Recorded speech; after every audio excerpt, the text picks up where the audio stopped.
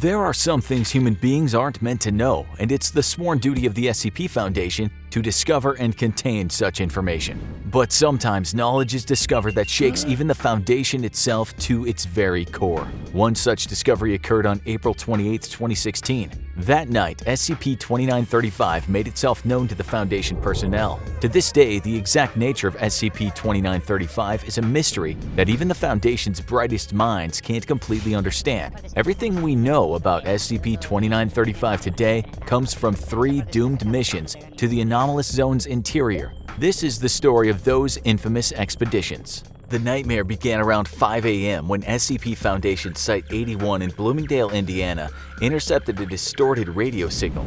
Communications personnel at the site traced this strange signal back to the unincorporated area of Joppa, Indiana, near U.S. Interstate 70. As is Foundation policy, a team of field agents were dispatched to the location in order to determine what they were dealing with. However, rather than finding anything that could logically produce such a signal, they instead discovered a long-abandoned cemetery.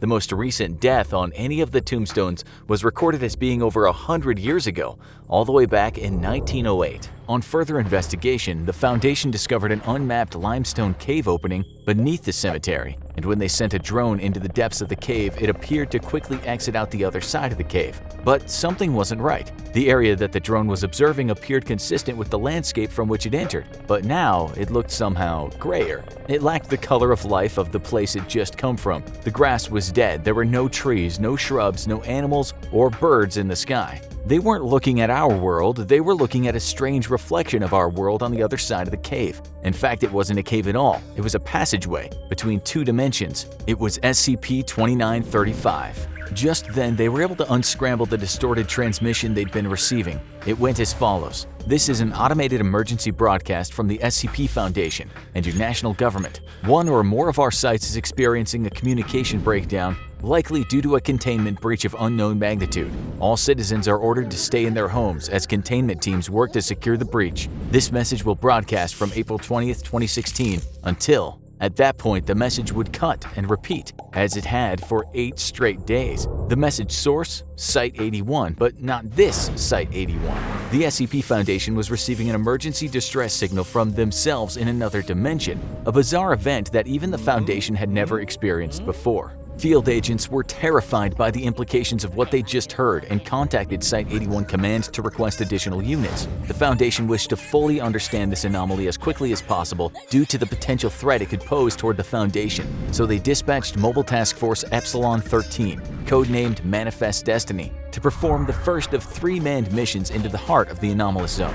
The first exploratory mission into SCP-2935 was codenamed Gauntlet and consisted of a 4-man team fitted with full hazmat suits and direct video and audio links to Mission Command. The team was led by a field operative known only as Agent Juno. His subordinates were Agents Kale, Devon, and Underwood. Their directive was to gather samples and survey the area positioned directly around the insertion point, meaning the other cave mouth of SCP-2935. The mission only lasted about an hour, but what they saw in there would stay with these men for the rest of their lives. After a 15-minute trek through the cave, Manifest Destiny arrived in the mirror dimension, where they were struck by the eerie silence of a place that seemed identical and yet so different from their home dimension. The first observation they made was the total absence of all living vegetation. Trees, grass, weeds, everything, it was all dead. On orders from their superiors back in the original dimension, that we'll refer to from here on as Dimension Prime, Manifest Destiny headed deeper into the mirror dimension of SCP-2935. They traveled 2 kilometers without detecting a single sign of plant or animal life,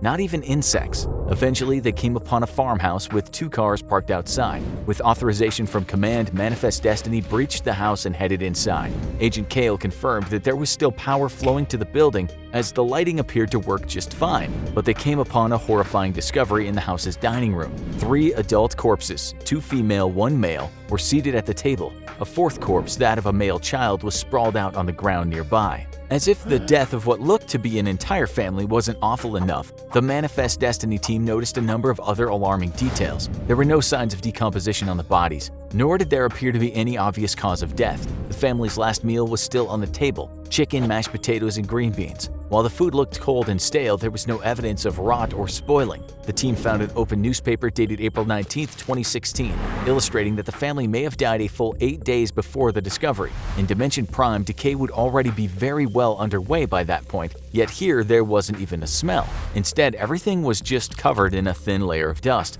Command requested that Manifest Destiny collect samples of the food as well as hair, skin, and fluids from the corpses for further study. Small electronics like smartphones were also taken from the bodies. Agent Devon turned on the television in the living room and found that while most stations were now running test signals, the shopping channel was still live. Well, the feed was live at least. Both hosts sat in front of the cameras dead, but perfectly preserved. The date on the screen read April 28, 2016. Suggesting that the times of Dimension Prime and Mirror Dimension were exactly the same. In fact, everything seemed the same, the only difference between the two dimensions being that some kind of mysterious apocalyptic event had occurred in the last 8 days in SCP-2935's Mirror Dimension, but exactly what had happened or how remained a mystery. When Manifest Destiny exited the farmhouse, they once again remarked on the lack of all signs of life around them. At this point, the team returned to the insertion point of SCP-2935, but were instructed to remain in the Mirror Dimension while additional units joined them inside. Manifest Destiny swelled to 16 members, with the notable addition of Agent Roy as the new commanding field officer. The team split into 2 groups of 8, and Agent Roy and his men infiltrated the Mirror Dimension Site-81, while Agent Juno's detachment attempted to access the base's off-site deep storage servers. This second expedition was codenamed Overland, and led the Foundation's field agents even deeper into the terrifying mystery of SCP-2935. Accessing the site was easy for Roy's detachment. It seemed there were relatively few cars on the road at the time of the mysterious extinction event. In the distance, fire still smoldered in the wreckage of planes that looked to have just dropped out of the sky. Agent Roy and his team, like all SCP Foundation personnel, were fitted with vitals trackers, and they assumed that the distress signal that started this whole thing could have been triggered by the deaths of every member of the Foundation at once in the Mirror Universe. Once inside Site-81, they realized that the assumption was probably right. Going door to door in the administrative wing, they found the perfectly preserved corpses of everyone they knew to be stationed there in Dimension Prime.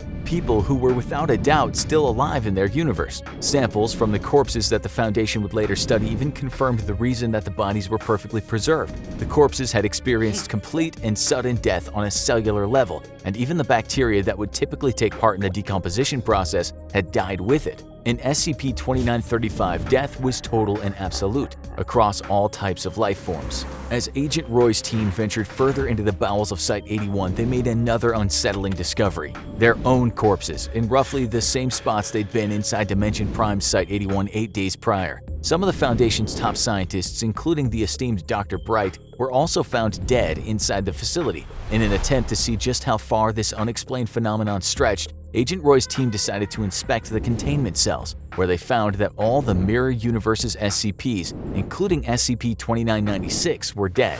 In his desperation to find some kind of exception to the extinction event, Agent Roy revealed a terrifying secret to the rest of his team. SCP-682, the immortal misanthropic lizard and one of the deadliest creatures known to the SCP Foundation, was contained at this very facility right below them. Could it have something to do with what was going on here?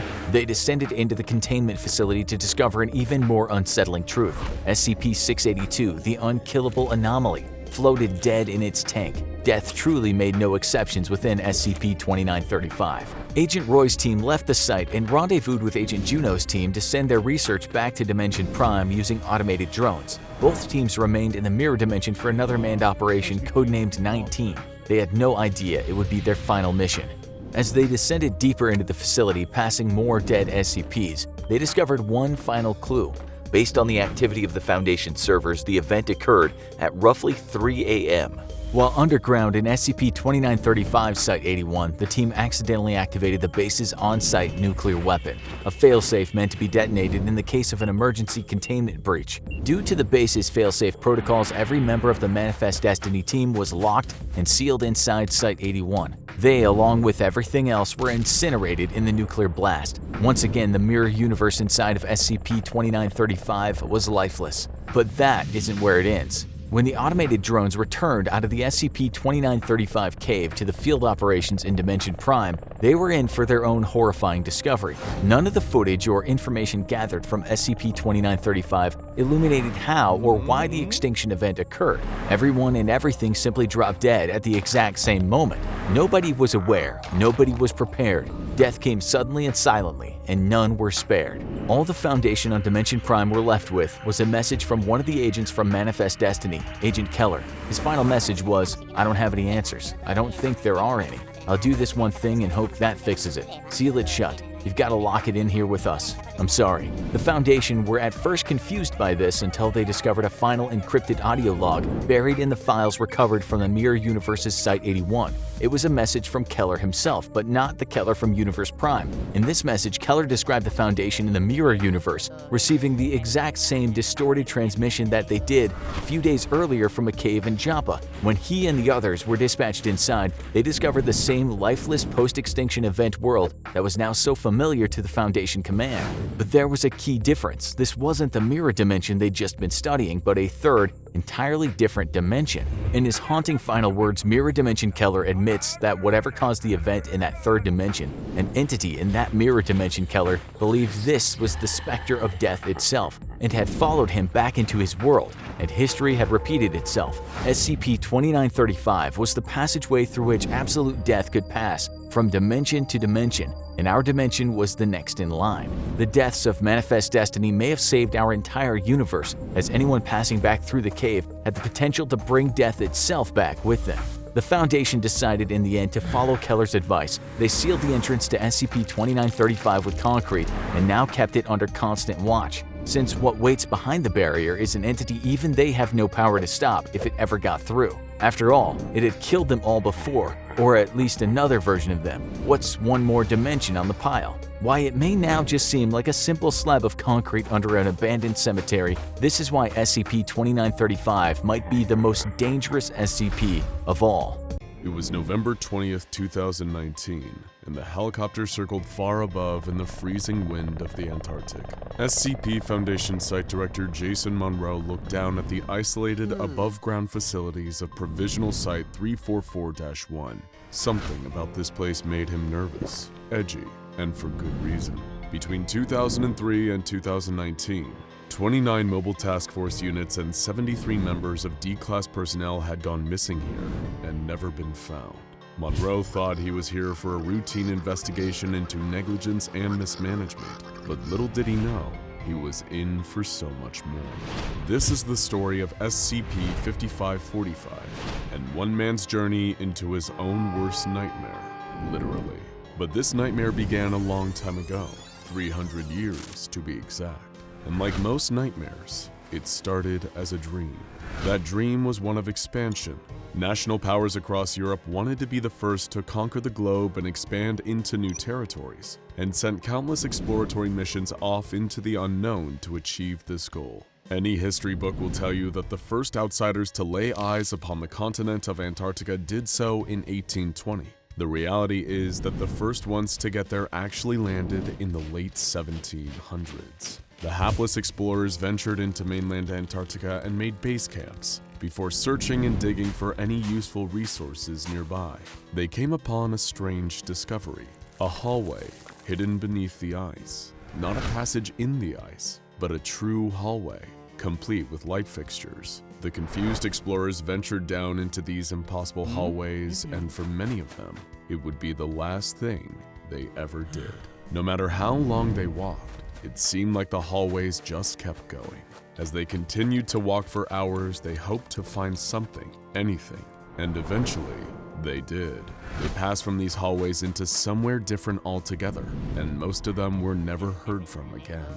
Those who did manage to escape often died or took their own lives soon after.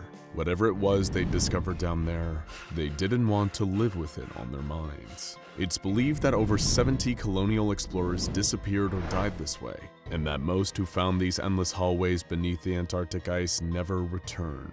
The multiple anomalous objects and phenomena that make up SCP-5545 came into the Foundation's hands several centuries later, on September 18, 2003, when during an expedition into the Antarctic, they too found the endless hallways. The Foundation built Provisional Site 344-1 around them, hoping to safely seal them off from any other unwitting Antarctic explorers or researchers. But there was something else lurking beneath the ice in Antarctica, something dangerous. The hallways were designated as SCP-5545-1 and were thought to be the extent of the anomalous activity at the site. But soon SCP-5545-2 was discovered, which resulted in the deaths of 16 researchers. So what exactly is 5545-2? It's an entity so volatile that even knowing about it is considered to be a containment breach. And as a result, it's kept in Provisional Site 344-2. Unlike Site 344-1, 344-2 isn't a physical space. It's conceptual, accessible only through the endless hallways, created with the express purpose of keeping 5545-1 and 5545-2 separate. Why? Because whenever the two come into contact, the result is 5545-3, the network of endless hallways expanding. If they remained in contact, the hallways would continue to expand and the entire planet could be filled with endless hallways in just 4 to 6 hours. While the two are apart though, 5545-3 reverses, but it always would take just a few hours to throw the whole world into a chaos of infinite hallways. SCP-5545 has been given the classification safe. Wait, we're dealing with a mysterious and volatile anomaly that claimed a huge number of lives and still somehow eludes true Foundation understanding, yet the official SCP Foundation classification is safe? How could this be? Monroe was the director of Site-58 and was the definition of no nonsense. Prior to taking the site director position, he was a decorated member of Mobile Task Force Eta-10 and helped contain numerous Keter-class anomalies. He'd been around the proverbial block when it came to anomalous activity, and something about SCP-5545 and the management of Provisional Site 344 seemed awfully suspicious to him, and he had questions. Like how such an unpredictable anomaly could be declared safe, and why had there been such a lapse of communication between the Foundation and Dr. Gabriel Reed, who'd been running the facility for the past 2 decades, and most of all, just what exactly was the mysterious SCP-5545-2? Monroe started to believe that something terrible had happened at the site, and Reed was covering it all up. But to find out for sure, he'd need to go to Antarctica and investigate it himself. Information about this supposedly safe anomaly was highly classified. Those without O5 clearance could face termination for snooping. But that didn't scare Jason Monroe. He dealt with Ketters before. He could deal with this. Or so he thought. Monroe submitted a request and was granted unanimous approval by the O5 Council to travel to Provisional Site 344 and get to the bottom of this mystery. He took a chopper to the base soon after, armed with a concealed firearm and a hostile meme detector, or HMD, to test whether the base and its staff had somehow fallen under a hazardous mimetic effect from SCP-5545. He'd find the answers, or die trying. The moment Monroe arrived, he couldn't help but notice the strange way the staff behaved. They seemed listless, almost oppressive. When he showed his credentials to a researcher, they simply said, SCP-5545-2 is contained in Site 344-2. His request to see Dr. Reed that night was denied. Dr. Reed was busy, he was told. Wait until tomorrow. The next day, Dr. Monroe met with Dr. Reed, but the results of the meeting were underwhelming to say the least. Just like the rest of the staff on the site, he seemed exhausted, as though he hadn't slept in days. His responses were quiet and evasive, and he refused to tell Monroe anything that wasn't in the official files already. Monroe ran the conversation through the HMD and found nothing out of the ordinary. What was going on here? Monroe was irritated, but not deterred.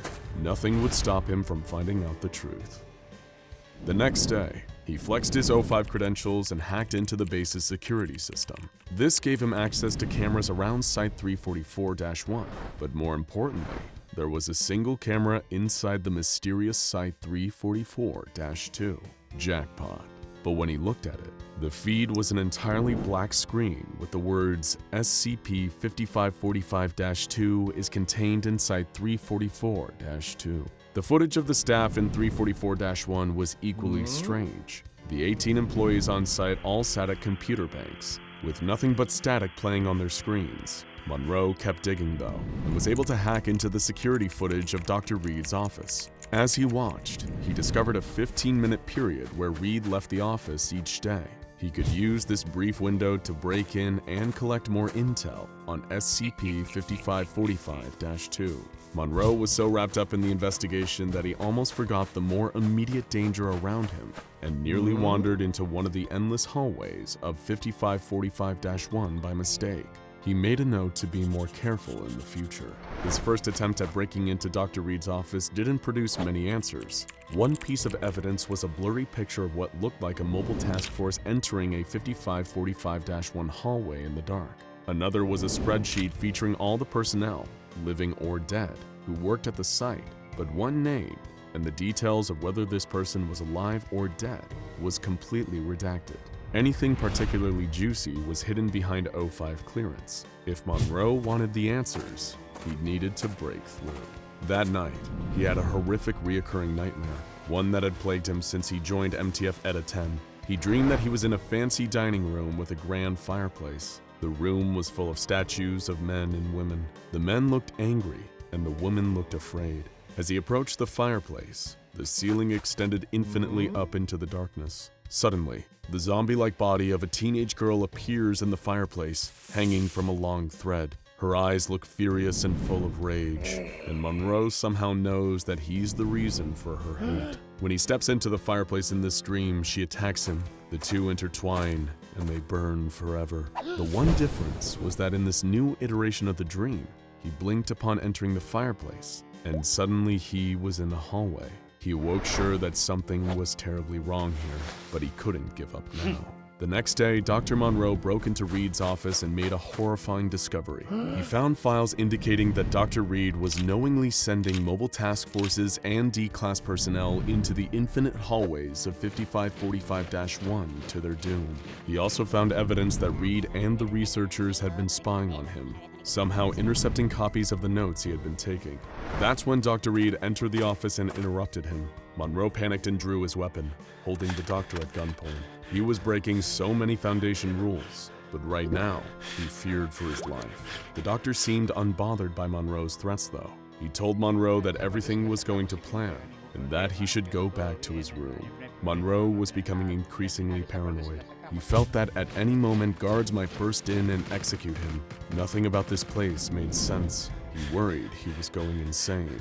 Perhaps the only way to find answers was to go even deeper, to risk it all, and venture through the endless hallways to find SCP-5545-2 himself, and finally discover what this thing actually was. Monroe left his room and stepped into one of the endless hallways of 5545-1 that was located just across from his dorm. He found that it was a hallway like all the others on site, plain, concrete, worn of age, with simple light fixtures on the walls. He walked for hours, recording with a concealed device. The lights suddenly went out, leaving him in complete darkness. When they flicked back on, he was in a very different environment. A grand old carpeted hallway, the kind you'd see in an old mansion. He broke into a cold sweat.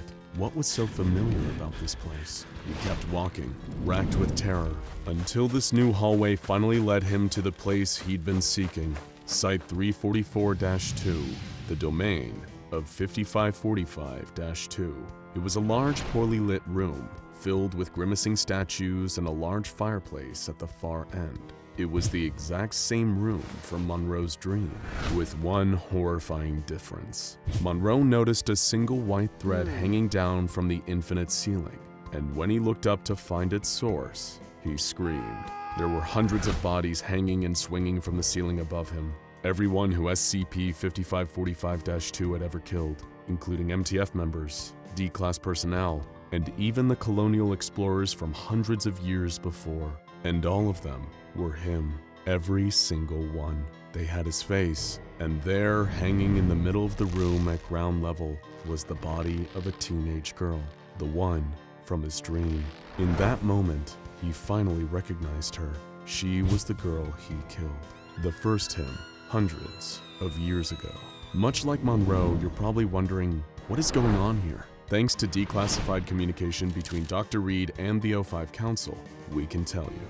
Jason Monroe was a man who's been reincarnated hundreds of times over the last 300 years, ever since he murdered a teenage girl, a girl named Emily, his daughter. This murder sparked the existence of SCP-5545 as an eternally reoccurring punishment for his crimes. Since figuring this out, the Foundation has kept tabs on Monroe's reincarnations, whether they're MTF members, D-Class personnel, or even site directors. They see to it that these reincarnations always find their way back to 5545-2 to take his punishment and prevent the infinite hallway expansion that threatens to destroy the world. It's a plan everyone is in on, everyone except him. But every time he enters that nightmare-haunting room, it all comes rushing back.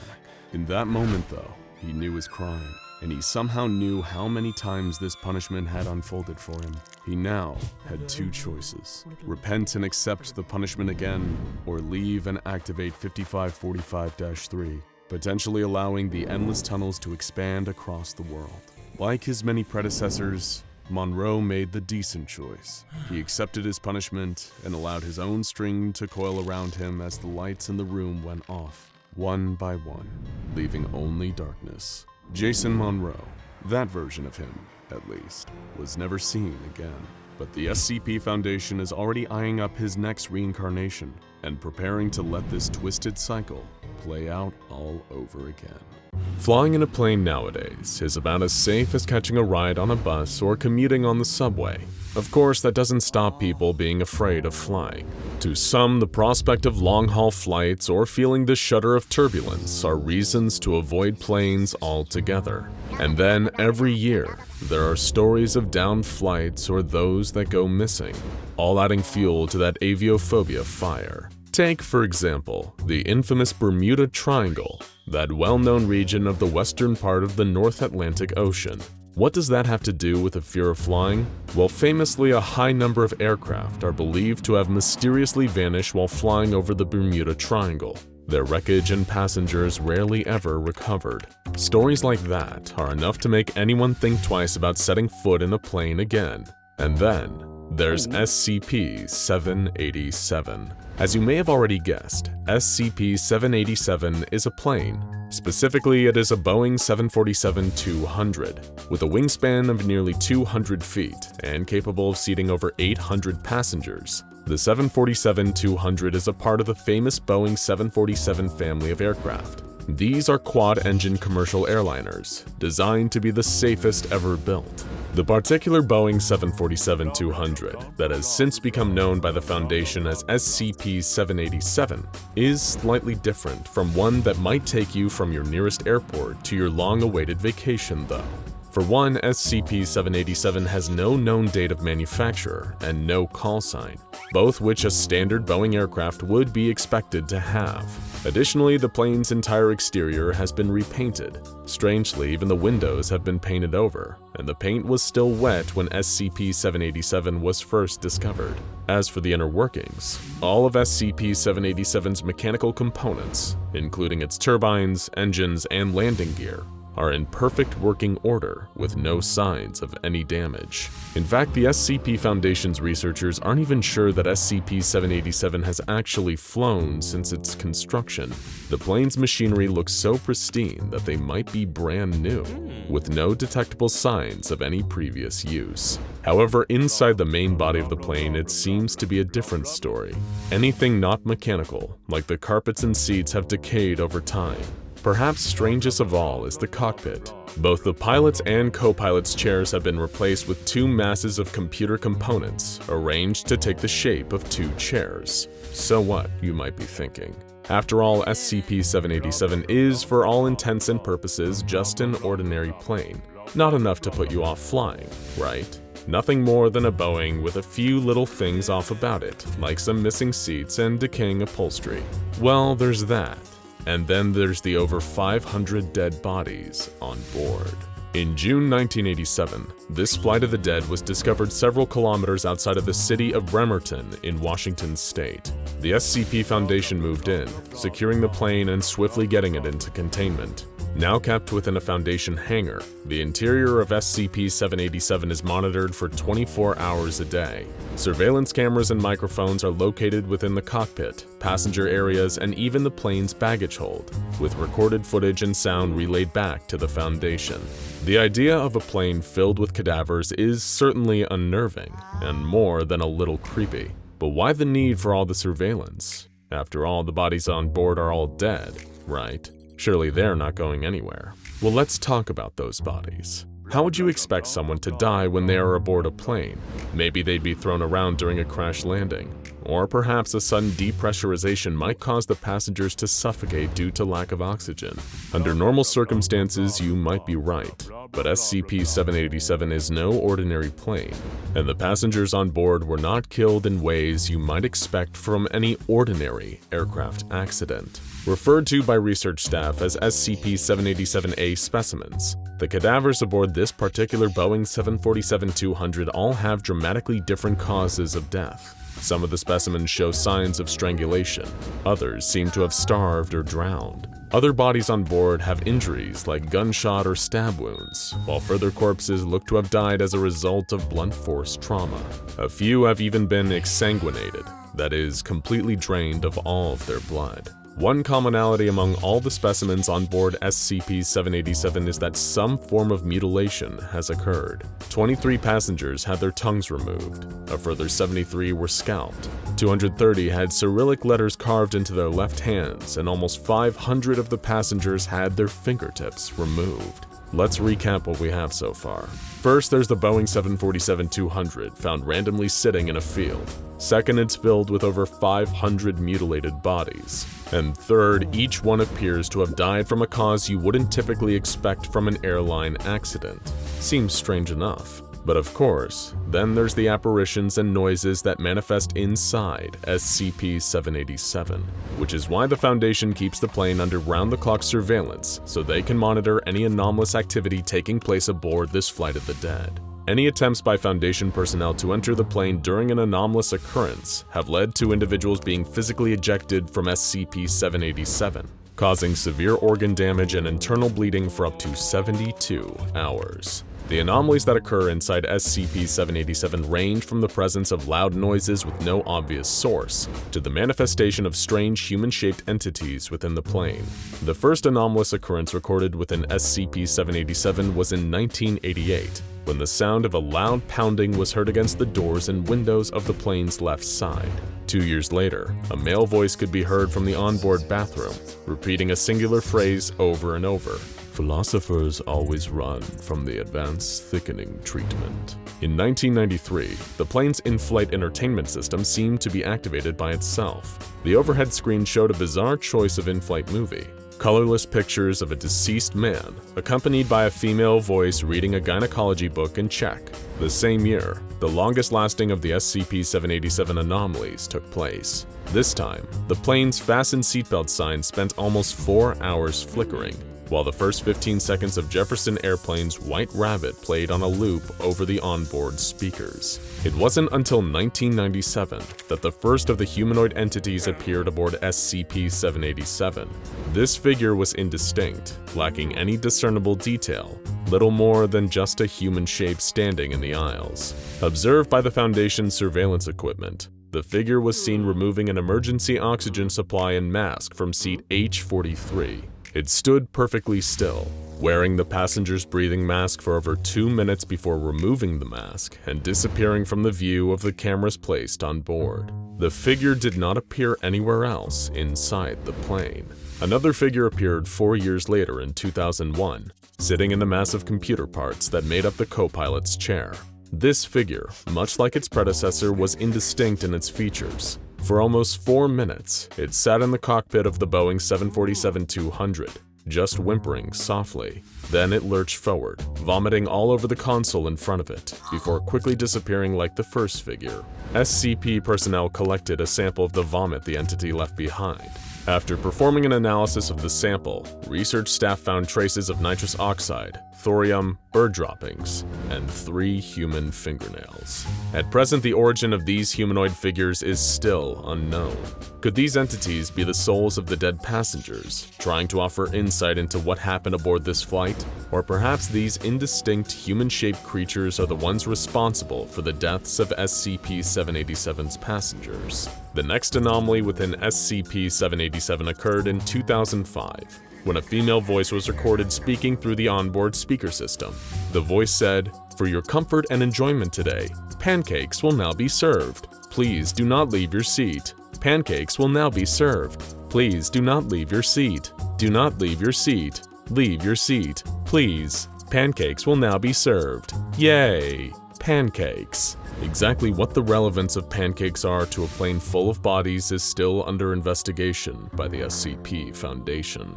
Next, in 2007, the Boeing's overhead emergency air masks fell from the ceiling, only to be snatched back upwards. They continued deploying and retracting for 14 minutes, while the plane was simultaneously filled with the noise of screams. Finally, the only other notable anomaly took place a year later, when the onboard temperature with an SCP-787 dropped 33 degrees, from 20 to -13 Celsius in a matter of seconds. By the late 2000s, the Foundation's researchers was having little luck understanding the nature of SCP-787's anomalies. Instead, they turned their attention to identifying the bodies of the deceased passengers on board.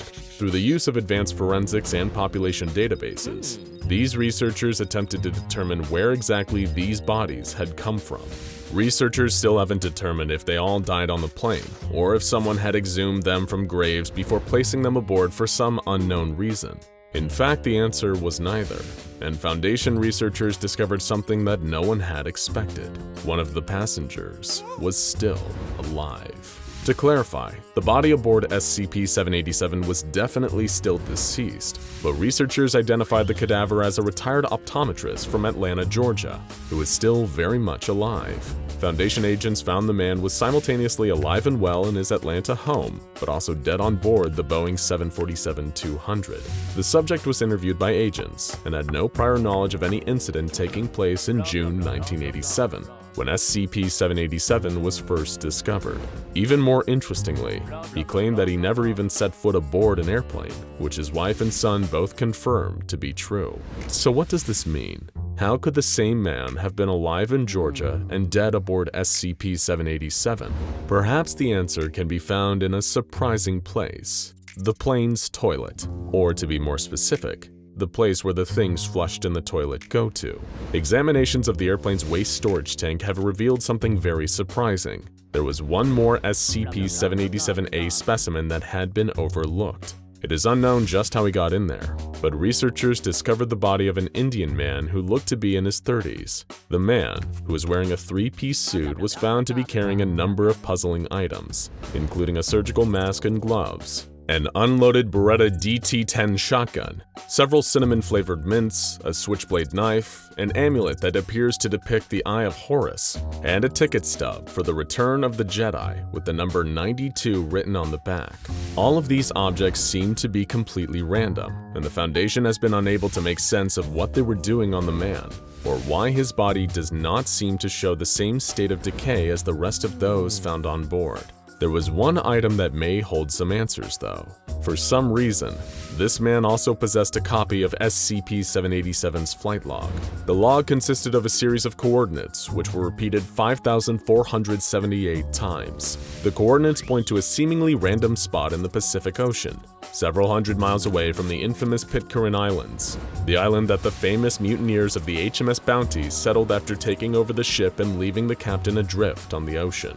Is this location the secret to SCP-787? While none of this is confirmed nor denied by anyone at the SCP Foundation, one theory surrounding the area is that the location is another Bermuda Triangle-like location, one that contains some sort of temporal anomaly that unwitting planes fly through, only to find themselves displaced in time. Of course, the problem with this theory is that the man from Atlanta said he'd never been aboard a plane before. or at least, not yet. It is entirely possible that SCP-787 is a plane that made a flight at some point in the not-too-distant future, only to arrive back in June 1987 by passing through a temporal breach in the area near the Pitcairn Islands. Sure, it might not explain what happened to everyone on board, but it could at least explain how SCP-787 arrived where and when it did.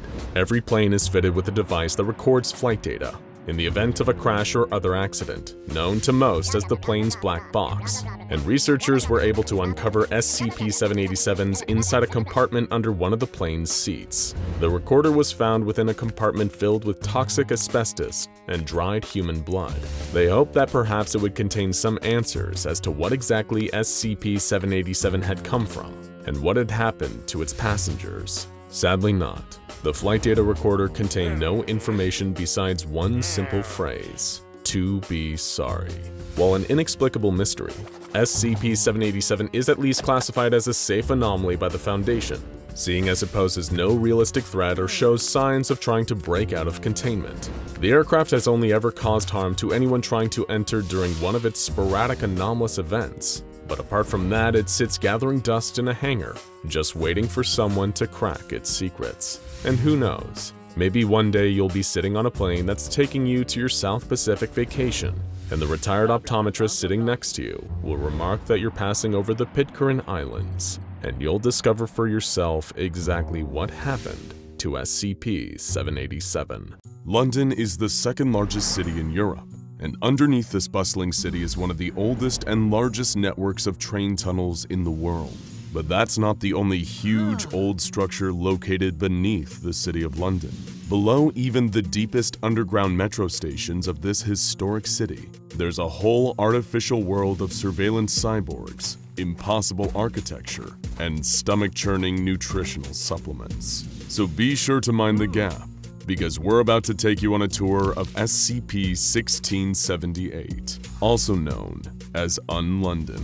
SCP-1678 is located 1 kilometer below the city of London, England. From all appearances, it seems to be an exact copy of the city, though aesthetically, it's more in line with how it was around the turn of the 20th century. Gas streetlights stand on every corner, and the modern skyscrapers of the business district are recreated in the style of Victorian architecture. The epicenter of construction appears to be the Houses of Parliament, which is evidenced by the more unfinished and flawed the city becomes further out from the center one goes. Some of the buildings are made of nonsensical materials like copper pipes, and some of the gas lamps are nothing more than a ball of disembodied light floating atop a metal pole. The first big question that the Foundation had upon discovering this location was, of course, why on earth was it created? And they wouldn't have to look far, as an explanation of this bizarre mirror city plays automatically upon entering. My fellow citizen, if you are hearing this tape, then the world as we know it is finished. The sky has broken, the ground heaves with the tramp of terrible feet, and all the horror and madness from the dark corners of the world has broken free to exact its vengeance on the world of man. Evil has raised its bloody flag upon all nations of the world and crowned its unholy victory to the broken sky. Yes, this is the end, but there is a new hope. Welcome to UnLondon, a city of survivors, a city of the free. Together, fellow citizen, we will wait and prepare for the new beginning, the grand new world that is soon to come. Let the world above burn, we will endure. Let the monsters have their world. We will prepare. We will wait. And I tell you, citizen, that there will be a new morning, and you will emerge from UnLondon and stand blinking in the sun. And on that day, citizen, there shall be a new order as we raise the Union flag over the entire world. I welcome you to UnLondon, the last city and the first. From this message, it seems that this mirror city was built to be a refuge for survivors of an apocalyptic scenario, but the SCP Foundation had no knowledge of such a plan. In fact, it's still unknown who created this place, or how they did it. The one fact that was evident to the Foundation was that even though this strange place was intended to be a safe haven, it was far too poorly constructed to actually act as one.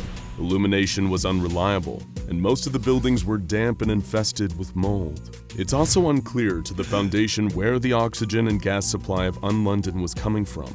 Throughout the day, the loudspeakers around UnLondon play automated messages such as, "No one is safe from the influence of mimetic beings. Bryson's Home for the Poor is here to help." And, "Crime will not be tolerated in UnLondon. The tormentors of society will become its defenders." At the end of every hour that passes, the speakers announce the time, followed by, "And all is well." When the SCP Foundation first entered UnLondon, it was unknown whether or not any living things inhabited the city. On first investigation, it seemed from its state of disrepair that the city had been long abandoned. But soon, the Foundation met their first inhabitant of the underground city. Mobile Task Force members were inspecting the area around the Houses of Parliament when they discovered what looked to be a bank. As they approached the doors, they heard the following announcement over the nearby loudspeakers. "Citizen, you are entering a restricted area. Have your authorization papers ready. A Bobby will arrive to escort you shortly." This signaled the approach of SCP-1678-A, also known as the Bobbies. A single instance of SCP-1678-A appeared with the unmistakable sound of a police whistle, and as soon as it arrived, it started attacking the members of the task force. Another announcement came over the speakers. "Police, halt! Criminal!" The Bobbies are the main threat to visitors in UnLondon, and they will attack on sight with any improvised weapon they can find. True to their name, they are all dressed in uniforms consistent with those of London City police officers from the Victorian era. What sets them apart from their historical counterparts is their construction. These beings are made out of human corpses, crudely dismembered at the joints, and reassembled using metal hinges and bolts with their heads wrapped in bandages. Bobbies are extremely hard to kill, with only high-caliber rounds and explosive weapons being effective at putting them down. Autopsies of dead Bobbies have shown that underneath the police uniform, the Bobbies all wear prison inmate-style jumpsuits. This adds a chilling context to the announcement about the tormentors of society becoming its defenders. It appears that the Bobbies are the reanimated bodies of prisoners. In addition to the Bobbies, the Foundation cataloged two additional forms of artificial life present within UnLondon. First are SCP-1678-B, or Eyes in the Sky, hybrid biomechanical birds made of flesh with an exoskeleton of copper wiring. Some of these creatures are covered in a deteriorating outer layer of plastic and feathers, suggesting that they were originally meant to resemble pigeons. As their name suggests, Eyes in the Sky serve as a type of surveillance drone, and while they have no offensive capabilities, they still pose a significant threat to the Foundation. It's still unclear whether they're able to communicate with or summon the Bobbies, but the SCP Foundation takes no chances. The last life form present in SCP-1678 is the strangest and the most frightening, SCP-1678-C, known as the Wretch. The Wretch has only ever been encountered outside the zone, which is now under SCP Foundation control, and it's uncertain how many instances of this being exist. The Wretch resembles an old woman, or sometimes old man, dressed in filthy rags. The Wretch sits at street corners holding a begging tray, and will attempt to elicit pity from anyone who happens to walk by. The Wretch will ask for food or money, but if food is supplied, it will start weeping before vanishing into a puff of black smoke. On a few occasions, audio notices playing on the city's loudspeakers have alluded to this being, saying, "Do not pity the Wretch. Allow them to pay the price of their betrayal for all eternity." The current Foundation protocol with regards to the Wretch is to not engage with it at all. In addition to the Bobbies, the Eyes in the Sky, and the Wretches, there's another strange component to the world of UnLondon. Throughout the city, in any area designed for human habitation, the Foundation discovered multiple machines that resembled modern gas pumps. These machines are fitted with coin slots and rubber hoses that, when coins are inserted, dispense a porridge-like substance advertised as Dr. Goody's Wonder Food. According to posters around the city, Wonder Food is a meal replacement supplement, supposedly containing all of the required nutrients for survival. Wonder Food also appears to be the only food source available in UnLondon. despite the claims by various posters around the city that Wonder Food contains all the nutrients you need and completely restores health and vitality. Examination of this substance has revealed that it is, much like the rest of UnLondon, unsuitable for sustaining life. Tests have confirmed that Wonder Food is a synthetic starch gel heavily enriched with various minerals, vitamins, fats, and bulking agents, and it contains artificially engineered DNA helix structures. While it does contain all the elements required for short-term survival, consuming the product for longer than 6 weeks will result in severe malnutrition and eventually scurvy. Further tests have shown that Wonder Food also contains psychoactive properties. The porridge contains a mixture of unknown molecular compounds which, through regular consumption, make subjects calmer, less anxious, and less likely to resist authority. It also seems to have been engineered to cause withdrawal symptoms that set in if a person stops eating it, symptoms which include headaches and depression. Foundation personnel are forbidden to consume Wonder Food, but the substance is highly attractive to instances of SCP-1678-B and 1678-C. Like most things in UnLondon, the quality of Wonder Food varies wildly, with some dispensers putting out a product that is so degraded that it can cause sickness, deformities, or even death in the consumer. But strangely, the Foundation has also recorded a type of unknown colorful mollusk which feeds on spillage from the Wonder Food dispensers. At present, UnLondon is only partially contained. Mobile task forces Tau 4 and Epsilon 6 have succeeded in establishing a perimeter around the Hyde Park district, where they have managed to stop any incursion from SCP-1678-A. Even though this is the only area that is fully under Foundation control, explorations have been conducted of buildings outside that perimeter. The investigations are vital for the Foundation's main purpose in UnLondon, which is figuring out who built it and exactly what kind of event this underground mirror city was meant to prepare for. The interior of the Natural History Museum yielded particularly strange insights into the purpose of UnLondon. For the most part, the museum is close to how it appears in the above ground, but with one key difference. The task force investigating the museum discovered an exhibit called The Fall of Man, exactly where the Darwin wing should have been. The exhibit, as its name suggests, details the apocalyptic scenario that would have theoretically driven people underground into UnLondon. But to everyone's surprise, its dioramas and displays didn't depict an asteroid impact, plague, or nuclear Armageddon. To the Foundation Task Force members, the scenes of destruction depicted in the exhibit were far more familiar. They recognized the reptilian form of SCP-682, the ordinary-looking brownstone basement door that serves as a gateway to SCP-2317, and, most chillingly, the imposing many-eyed figure of the Scarlet King. These were only some of the known Keter-class SCPs depicted in the museum exhibit. It was clear that even though the SCP Foundation hadn't built this city, whoever did knew a lot about the SCP Foundation's activities. It's believed by the Foundation that whoever or whatever created UnLondon still resides in the Houses of Parliament, and the ultimate goal of the task forces is to infiltrate the building. But in order to do that, they will first need to find where the bobbies are made and halt their production. It's believed that Bryson's home for the poor is where they originate from, but it's unclear exactly where the materials to make them come from, nor is it clear just how they're produced. Ultimately, the Foundation's goal is to catalog the entire city, and once they have stopped the production of more bobbies, MTF Tau 4 and Epsilon 6 will storm the Houses of Parliament and contain whatever force has created UnLondon. But London is a very big city, and UnLondon is just as big, so there's no telling what else they might find exploring this bizarre location. If you've ever studied ancient Egypt in your history class, then you're probably familiar with the way they buried their pharaohs. When a king of Egypt died, their body would be entombed in a huge sarcophagus, usually after being mummified. Mummification was the process that the ancient Egyptians used to preserve their dead, safeguarding a corpse with special chemicals and the application of cloth almost like bandages. This was done to keep cadavers from decaying, usually because of the belief that this would carry over into the afterlife. And it wasn't just the Egyptians that practiced mummification either. Mummies of human beings or animals have been found on almost every continent in the world. Sometimes a body can even be accidentally mummified through exposure to extreme cold, lack of oxygen, or other environmental factors that help keep the deceased preserved.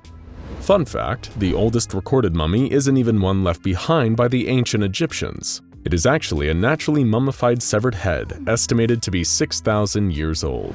It was unearthed in South America in 1936. Yes, corpse preservation techniques can indeed be strange, but none are stranger than SCP-1176, also known by the nickname, the Mellified Man.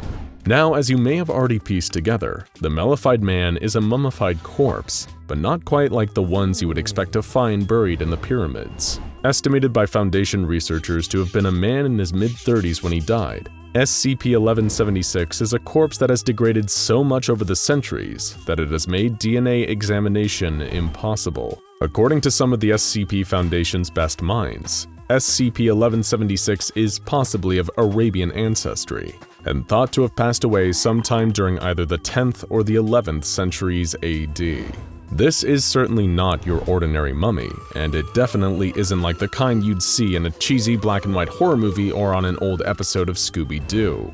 SCP-1176 is absolutely, undoubtedly dead by all clinical definitions. It doesn't show any signs of breathing, and the processes of blood circulation or metabolism have long since stopped. However, despite the decay suffered by the rest of the body, SCP-1176's brain seems to have remained intact for almost 10 whole centuries. Not just intact, but active. The Foundation's researchers have confirmed that the brain has a constant level of electrical activity, consistent with people experiencing Stage 3 non-rapid eye movement sleep, known colloquially as deep sleep.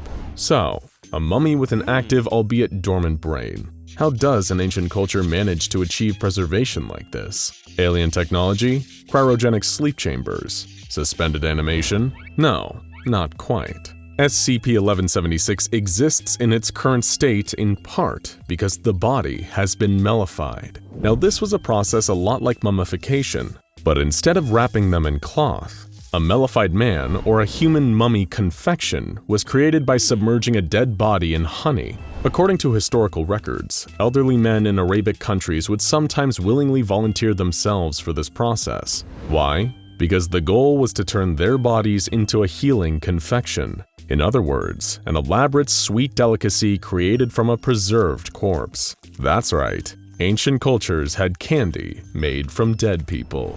All the information the Foundation has gathered about SCP-1176 seems to point to the body being one such mellified man. When extracting the remaining bodily fluids from the corpse, instead of finding blood or other normal substances, Foundation researchers discovered that SCP-1176 was full of a viscous gold-colored liquid that they designated as SCP-1176-1. Further testing of this fluid revealed it to be, you guessed it, honey. Specifically, it was a type known as clover honey, made by a species called the Anatolian honeybee. This stuff was everywhere, filling SCP-1176 entirely. So much so that honey was even coming out of the body's pores. This is due to the nature of the mellification process. Typically, before death, a person who had offered to sacrifice their own body would stop eating any food. Instead, their diet would consist solely of honey and nothing else. They would even bathe in it, submerging their entire body in the substance inside and out until their sweat and even their feces were pure honey. This honey-only diet would eventually kill the donor, and their corpse would be placed in a stone coffin, which was also filled up with even more honey. After approximately 100 years, what would be left was human mummy confection, a honey-based candy of sorts that could be then sold at street markets for a high-value price. Why was it so expensive? Well, not just because it was literally made from a dead person, but also because this confection was believed to possess rare and powerful healing properties. Everything from the common cold to broken bones was said to be cured by it. Despite it leaking out of SCP-1176, the honey doesn't seem to ever run out, even when tested under varying conditions. It seems like the mellified man actively produces more of the sweet golden substance, acting as the source rather than a container with a finite amount. And yes, it is still edible after several centuries. In fact, it contains an abundance of essential vitamins and nutrients. According to the Foundation's testing, the honey produced by SCP-1176 can suppress the feeling of hunger for up to 18 whole hours, and there are no long-term side effects for most that eat it. However, this is not the case for everyone. The Foundation has learned that any person without the blood type AB positive will have a severe allergic reaction should they consume any of SCP-1176-1. The symptoms include acute hemolysis, which means the red blood cells won't break down properly, and renal failure, which is when the kidneys stop functioning. This all results in death for most of the subjects without AB-positive blood who were fed SCP-1176-1. The symptoms for these unlucky people were the same as receiving an incompatible blood type after a transfusion.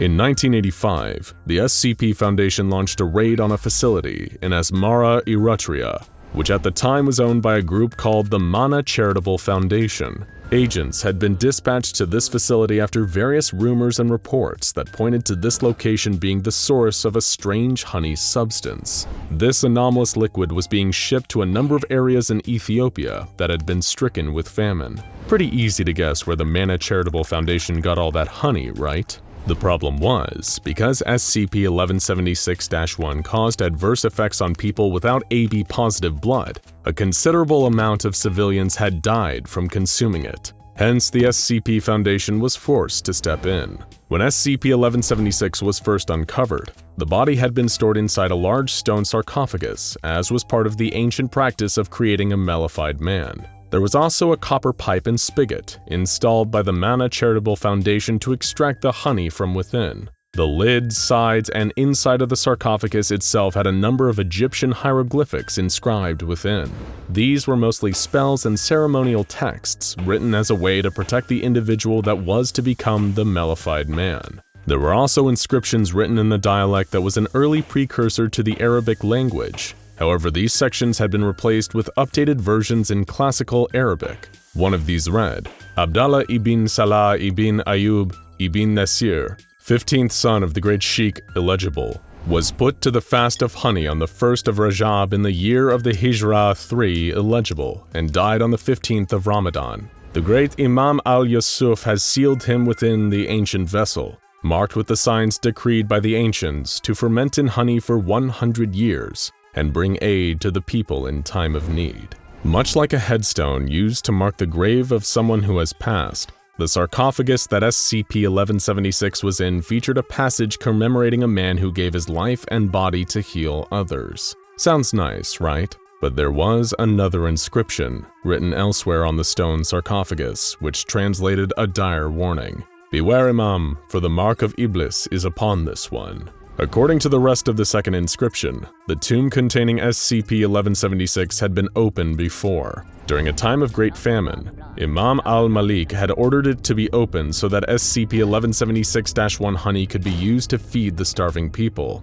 Jars upon jars were filled with the anomalous golden liquid and brought to the sheikh, the ruler of the land, as well as sent to the people suffering from the lack of food. However, the very next day a number of these people fell ill, stricken by a terrible fever that ultimately claimed their lives. Only the sheikh, his brothers, and his sons, who had all eaten the honey, survived. Any others who hadn't been killed by the fever accused the sheikh and his family of sorcery, and these surviving subjects attempted to destroy the body that had produced this cursed nectar. But when the sheikh's people found the mummified man, they witnessed in horror as the body stood upright, dancing around as it screamed and taunted the people. Al-Malik declared that the devil himself sent an evil spirit to corrupt SCP-1176. The honey confection was meant to be a means of healing, but it had been corrupted.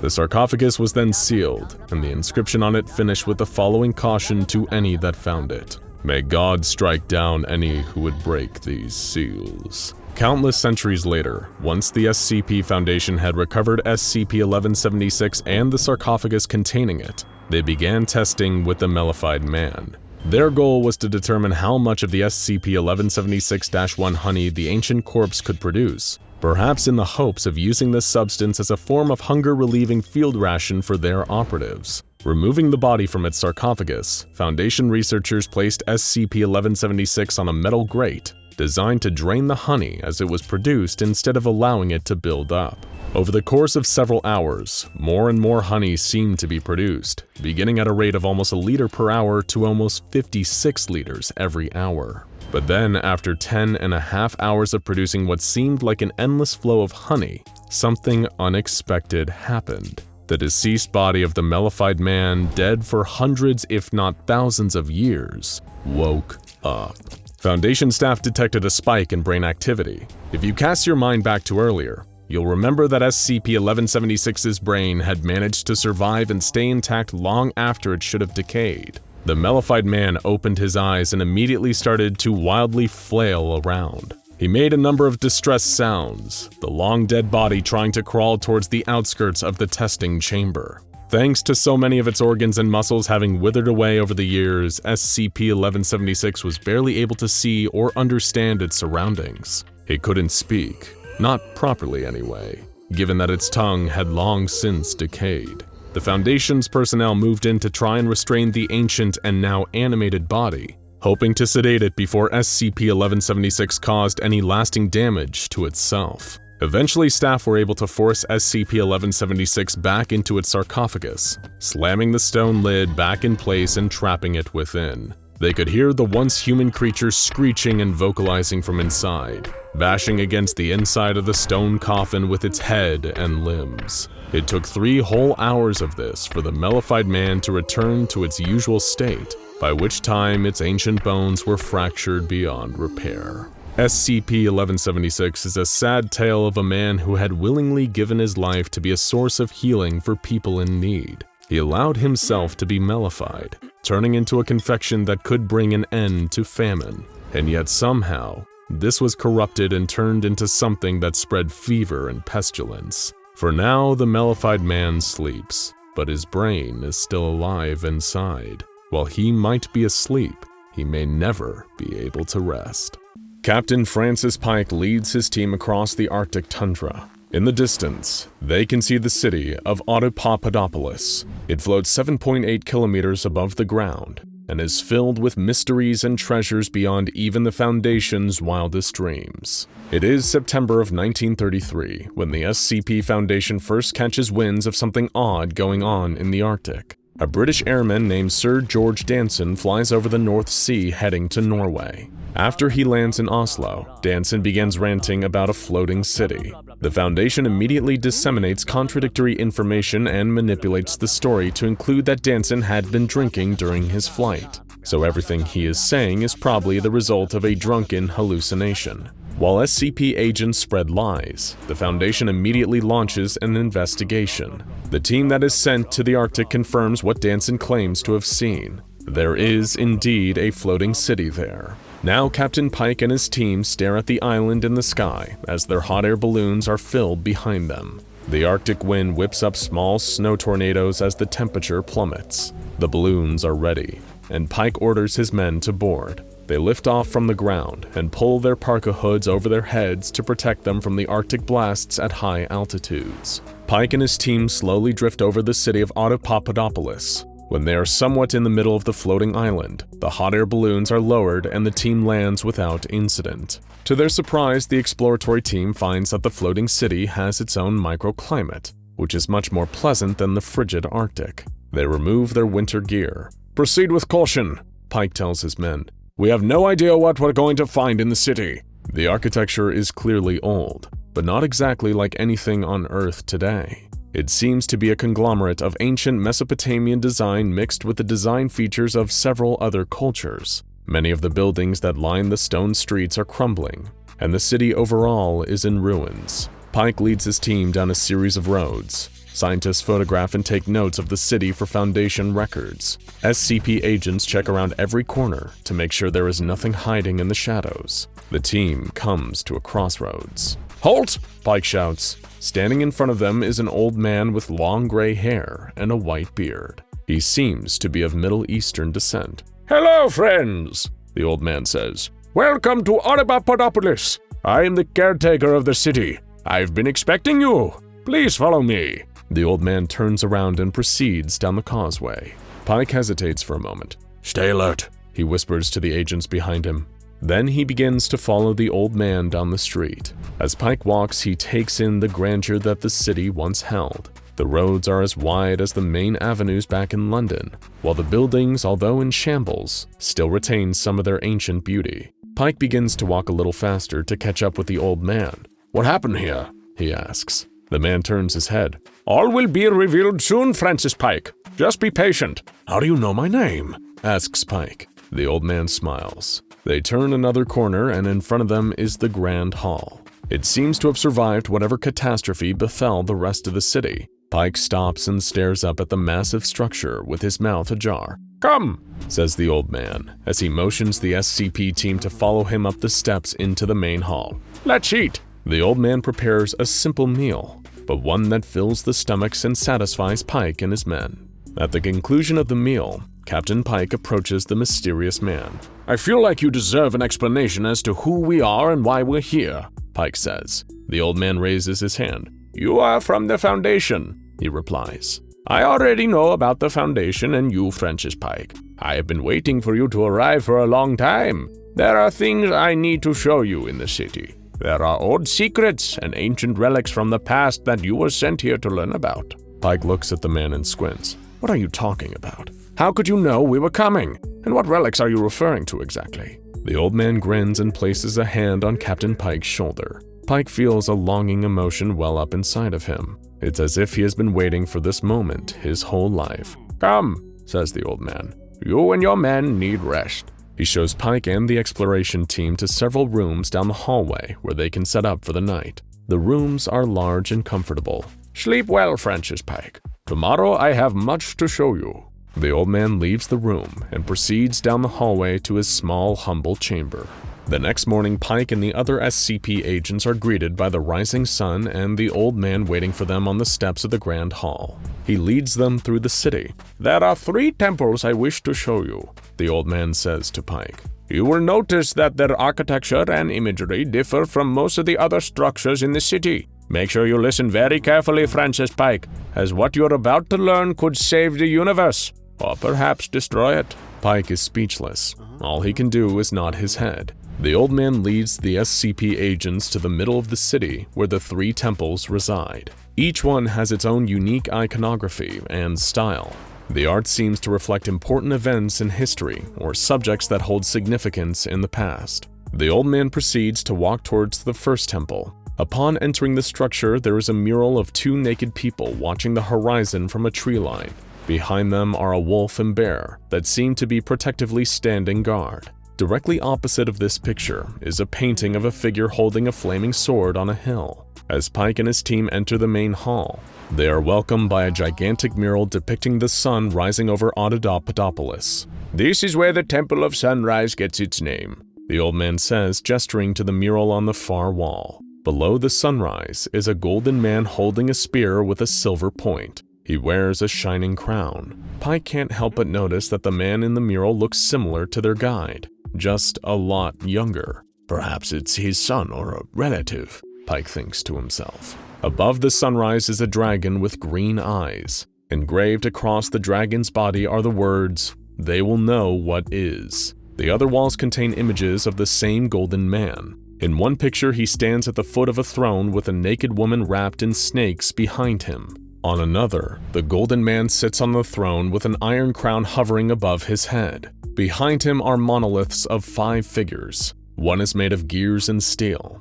Another is made of flesh and blood. The third is made of ice and stone. The fourth is made of stars. And the final is made of eyes. The SCP agents in the room begin to buzz with excitement. They start recording everything they see. "We must continue on," the old man says. "There isn't much time left." Pike nods and orders a small team to stay behind to continue documenting the Temple of Sunrise. The next building they enter is the Temple of Sunset.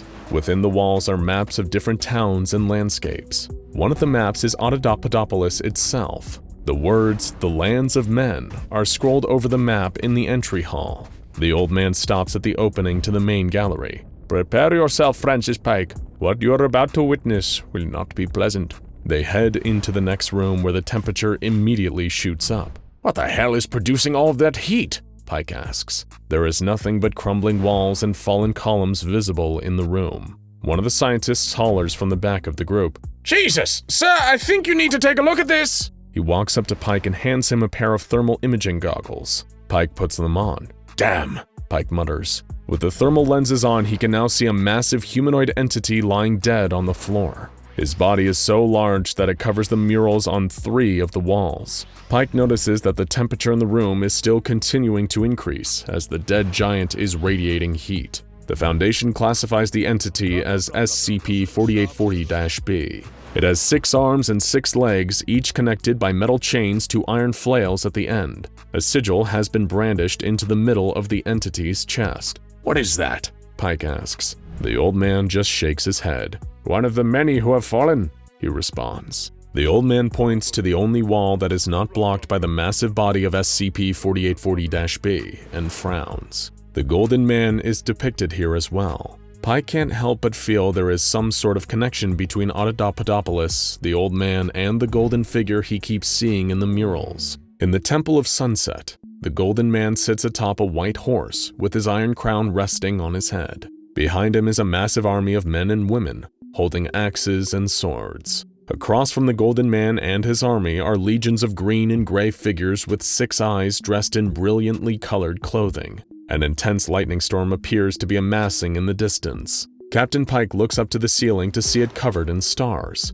However, he does not recognize any of the constellations. "Is the Golden Man I keep seeing you?" But before Pike can finish his question, the old man cuts him off. "We must be going!" He turns and exits the temple. Pike does not want to push the old man. He seems to be a wealth of knowledge, and the only way to learn more about Audapaupadopolis and what it all means. They exit the Temple of Sunset and continue to the final structure in the middle of the city. The old man leads Pike and the rest of the SCP agents to the smallest temple of the 3. He stops just outside of the doorway. "This is the Temple of the Night," he proclaims. "What you see on the surface is deceiving. This temple goes deep underground. It contains a labyrinth of passages that one could get lost in forever, so please be careful."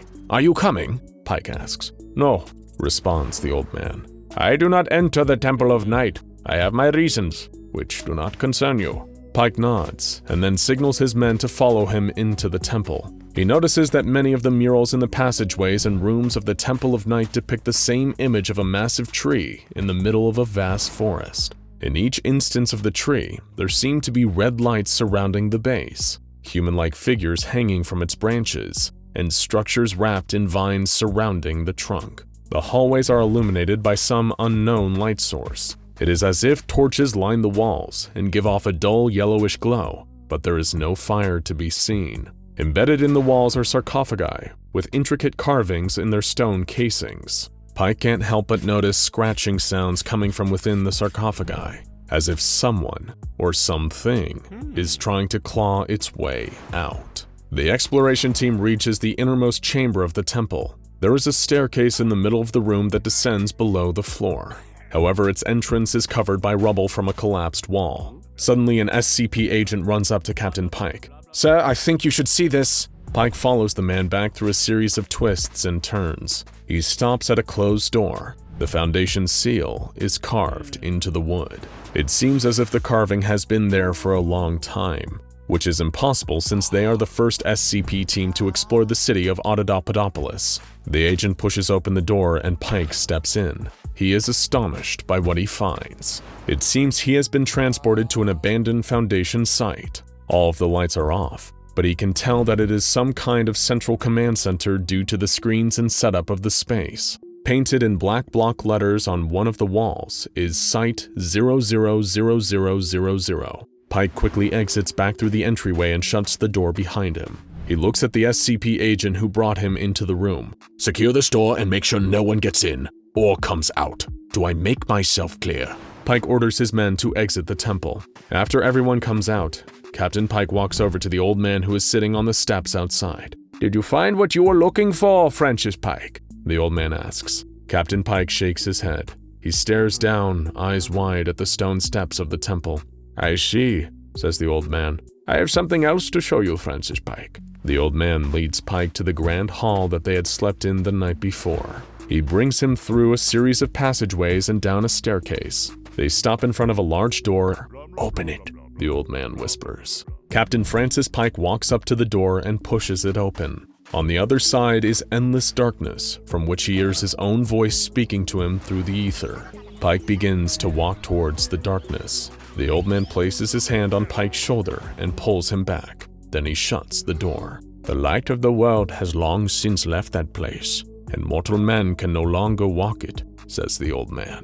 I needed to show it to you as a warning. Things are not always what they seem, Francis Pike. That night, Pike lies awake, staring at the ceiling of the Grand Hall, thinking about the old man. He sits up and begins jotting down his thoughts. In his official report, he identifies the old man as SCP-4840-A, but in his journal, he can't help but refer to him as a friend. There is something about the old man, something special. Pike knows there is much more to his story, and the story of the flying city of Audapaupadopolis.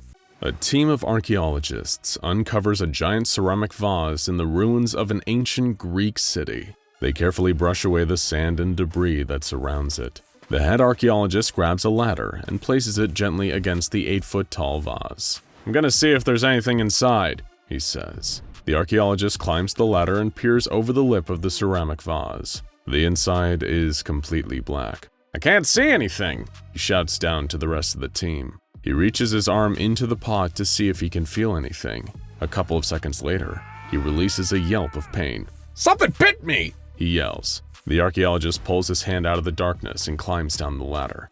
"Is there an animal inside?" a fellow archaeologist asks. But before the question can be answered, the ceramic vase begins to shake. Thousands of tiny creatures resembling a rat mixed with a pug flood out of the top of the vase. They start clawing and biting the archaeologists. The men run away screaming in terror. Many are consumed by the wave of creatures. Others are overwhelmed as they try to scramble up the ruins to safety. Only minutes after the lead archaeologist stuck his hand into the ceramic vase, the screams are silenced. The creatures wander aimlessly around the ancient Greek city. The SCP Foundation hears of the incident and sends a team to investigate. They classify the anomalous vase as SCP-019.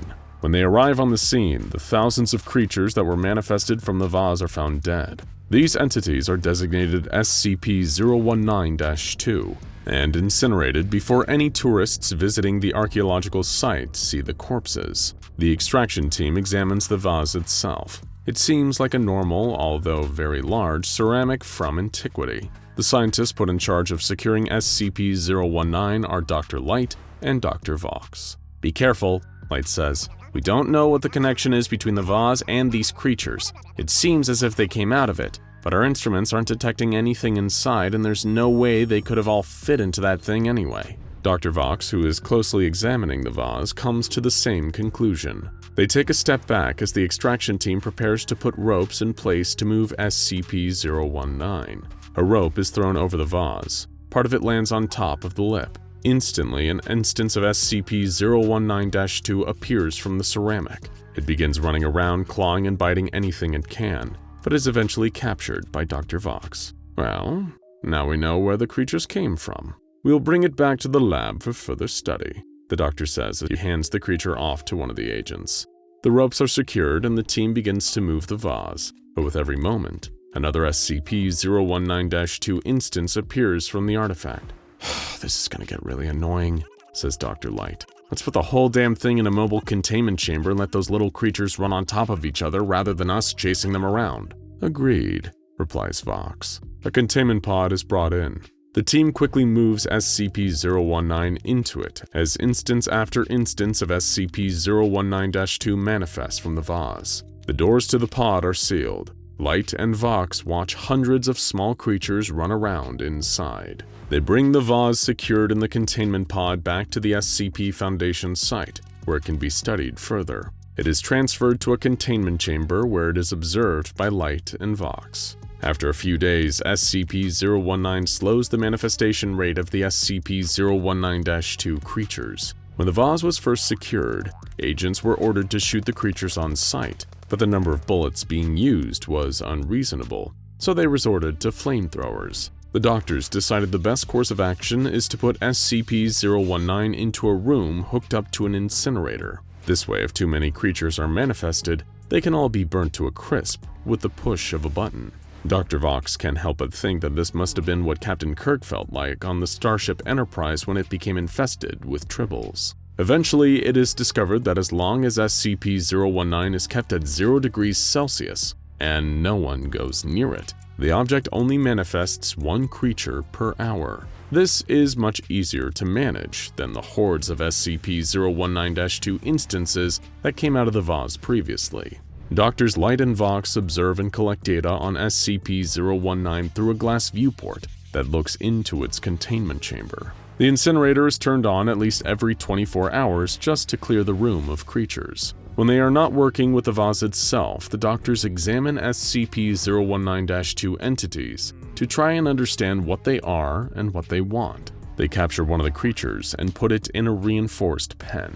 Light and Vox provide the specimen with live chickens for food and as much water as the creature can drink. The noises that SCP-019-2 makes sounds like muffled sets of words. When linguists are brought in, they determine that the vocalizations are phonetically similar to ancient Hellenic languages. This is consistent with what was spoken at the ancient Greek city, where the ceramic vase was found. The doctors gave the specimen a series of puzzles to solve. It can make its way through a maze to find a piece of chicken, but when it is given opportunities to show its sentience, SCP-019-2 always falls short. Dr. Light and Dr. Vox determined the creatures are about as intelligent as lab rats. One of the most peculiar things is that SCP-019-2 instances only live for less than 48 hours. No matter how much food, water, or care is given to the creatures, they drop dead in a day or two after being manifested.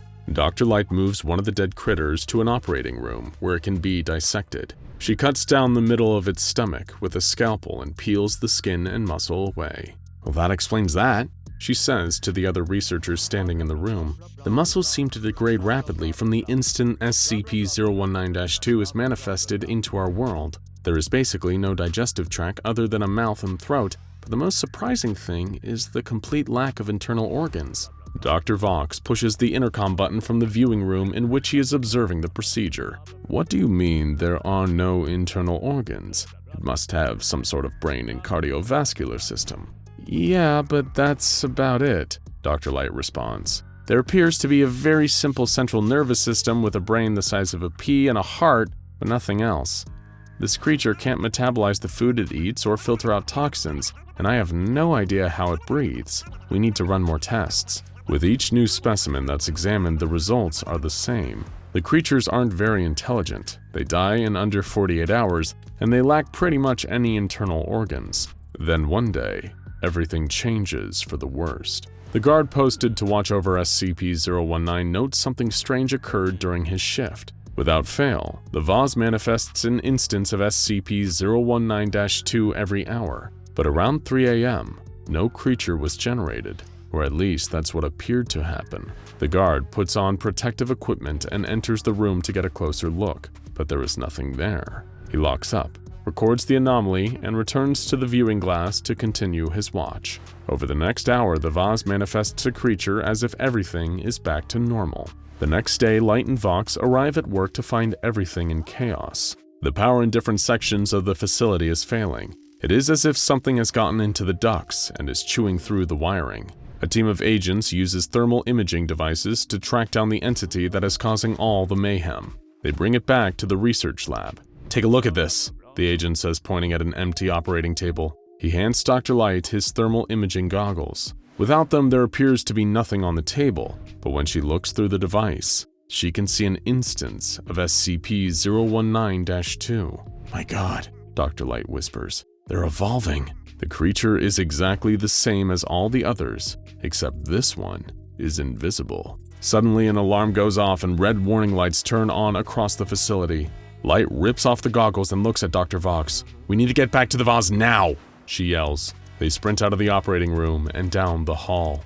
As they turn the corner, they hear gunshots and the spray of fire from flamethrowers. On the other side of the corridor where SCP-019 is contained, there are agents battling with thousands of instances of SCP-019-2.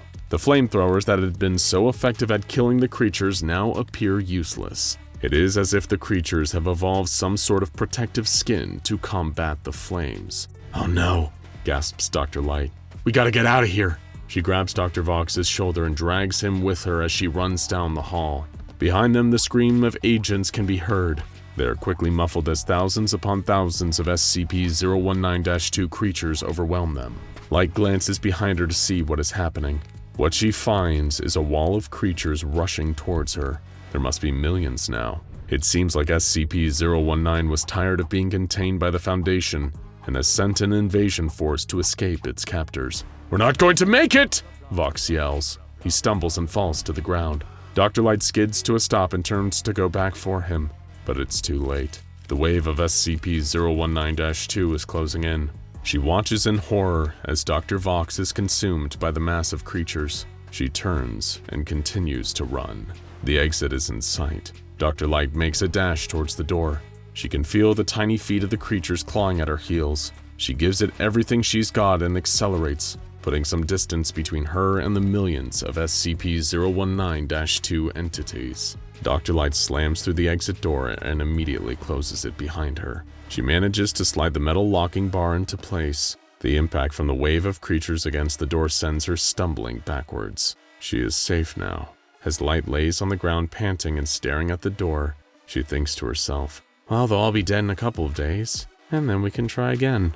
It has long been the mission of the SCP Foundation to secure and contain any anomalies they encounter, all to protect the safety of the human race. Sometimes containing an SCP is a trivial task, as simple as guarding a room or keeping an eye on an artifact with strange but mostly harmless properties. Other times, though, anomalies require a considerable number of the Foundation's personnel and resources to keep them under control.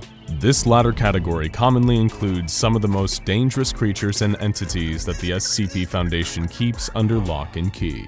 However, while it might be only in very rare cases, every so often an SCP comes along with its very own built-in method of containment. This can often be the result of someone encountering an anomaly and discovering the perfect way of imprisoning it before the SCP Foundation comes along and steals all the credit. Undoubtedly, this makes the job of securing an anomaly all the easier for the Foundation's staff. After all, someone else has already done the hard part of the job for them. Or rather, it would make things easier if only the Foundation's own researchers chose not to interfere and could leave a deadly threat kept safely in its box without trying to find out what makes it tick. SCP-5001 is, in some ways, a reminder that some things are best left alone, but it is also a grave warning not to tamper with that which you do not understand. Both of these lessons would soon be imparted on the SCP Foundation. Buried 60 kilometers below the ground in northern Russia is SCP-5001, a 53-kilometer wide structure. It is an enormous biomechanical machine, but to the untrained eye there is nothing anomalous about the object. And according to the Foundation's findings, this is indeed the case. There is nothing inherently anomalous about the structure itself. But there are a number of characteristics that seem to suggest it is, in some way, connected to anomalous phenomena. For one, there's the sheer scale of the structure, and then there's the records that were uncovered about SCP-5001, which appear to have been monitoring and tracking its status. Perhaps whoever constructed it or discovered it kept a record as they observed the structure. Nothing too out of the ordinary about that. But what's strange is that these date back to 11,000 BC. And yet were somehow made with modern systems of measurement. And other weirder documents have been recovered from inside of SCP-5001. Records written in languages from all over the world, and even some in languages lost to time.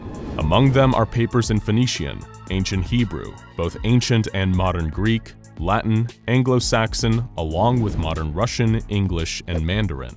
Some of these documents are even written in languages that the SCP Foundation's top researchers are yet to properly identify. The explanation for all this would seem obvious, wouldn't it? Writing in both ancient and contemporary languages, records that date all the way back to the last of the prehistoric era, it all seems to point in a certain direction. Somehow, SCP-5001 has a link to time travel. Perhaps it was even a hub for a group of time travelers, right? Wrong. The Foundation already thought that this might be the case and checked for any signs of temporal anomalies, and yet they found nothing.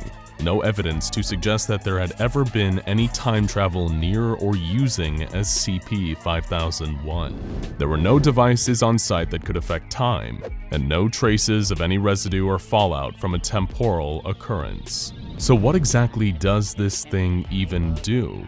Well, we're afraid to say the Foundation researchers have been stumped on the answer to that question too. And they are not the only ones either. Way back in the 50s, the GRU's Division P also had an interest in SCP-5001. For anyone who isn't already acquainted with them, they are one of the SCP Foundation's numerous groups of interest, a list of organizations, corporations, and agencies from around the world who have also had dealings with anomalies. In the case of GRU-P, they were originally a division of the Russian army during the Cold War. The specialty of GRU Division P was the acquisition of anomalous objects and entities. In other words, they were the Soviet Union's very own SCP Foundation. In 1953, GRU Division P was alerted to abnormal seismic activity in a narrow region of northern Russia. A team was immediately sent in to investigate and began attempting to take seismic measurements of the area in question. During their various experiments and tests, GRU Division P realized a discrepancy in their readings. Again and again, they checked and double-checked their results, only to discover that this reading wasn't the result of faulty equipment or even human error. There was something big nearby. What they hadn't yet realized was around 30 kilometers away, deep underground, was SCP-5001. Immediately, GRU Division P began drilling towards the location of SCP-5001, but for years found that they were unable to breach the exterior of the structure. Defeated, the project was abandoned in 1955. However, Soviet leader First Secretary Khrushchev seemed to have a vested interest in gaining access to SCP-5001. As a result, he privately funded the GRU Division P operation, allowing them to continue their work in secret for a number of years, from 1959 until Khrushchev was disposed in 1964. Of course, this was all during the height of the Cold War, but by the late 1960s, international relations between the Soviet Union and the United States of America were starting to ease. Thanks to the relaxing tensions, a contract was introduced allowing the two nations' secret organizations to work together on a number of operations involving potentially dangerous anomalies. This meant that the SCP Foundation was finally able to step in and contribute to the GRU Division P's project concerning SCP-5001. Their first task? Actually getting inside the subterranean structure. Naturally, given how well-versed the Foundation is in dealing with anomalies, they had ideas for how to crack this nut. By acquiring anomalous technology from the Global Occult Coalition, another group of interest, as well as experimental designs created by one Dr. Elijah Rachma, the SCP Foundation were finally able to breach the structure in 1971. From then until the dissolution of the Soviet Union in 1991, the SCP Foundation and GRU Division P worked together to conduct a number of studies into the origin and purpose of SCP-5001. Both organizations were curious as to the technology the structure possessed, and attempts were even made to recreate some of the devices found within. Among this advanced technology were ontological stabilizers, also known as Scranton reality anchors, which are located around SCP-5001's inner chamber. These were designed to directly alter the amount of Humes in a given area. What's a Hume? Well, to keep it simple, a Hume is a measure of the reality around us. If it helps, imagine reality as a pile of sand. Now imagine that you remove a single grain of sand from the pile. Congratulations, you just removed one Hume from this reality. Taking one away doesn't really do much, but start grabbing handfuls and the pile gets smaller, scattered. Less a pile and more a light dusting of sand. Reality works the same way. Take too much away and it starts to lose whatever it was before.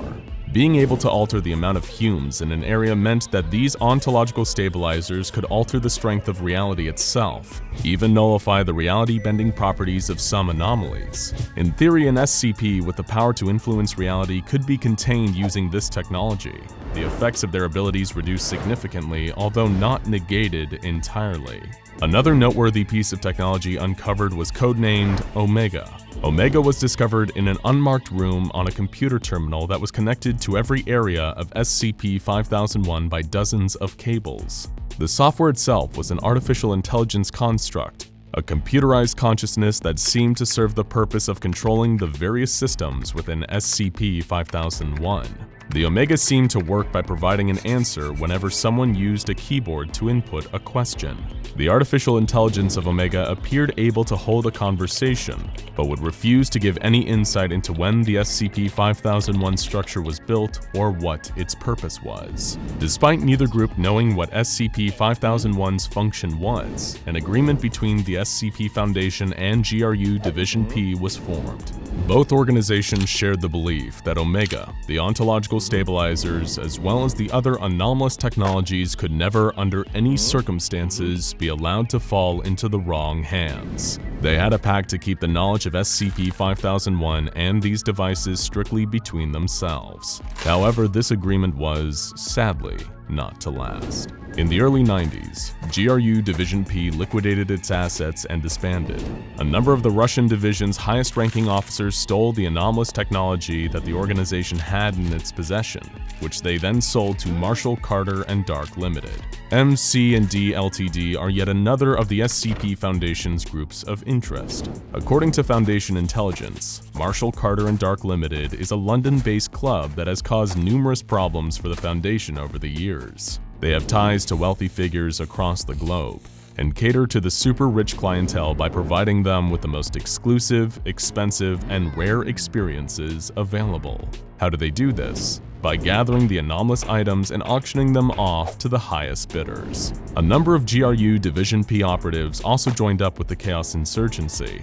This is a group of interest that consists of personnel who previously worked for the Foundation, but have since broken away to pursue their own rogue agenda.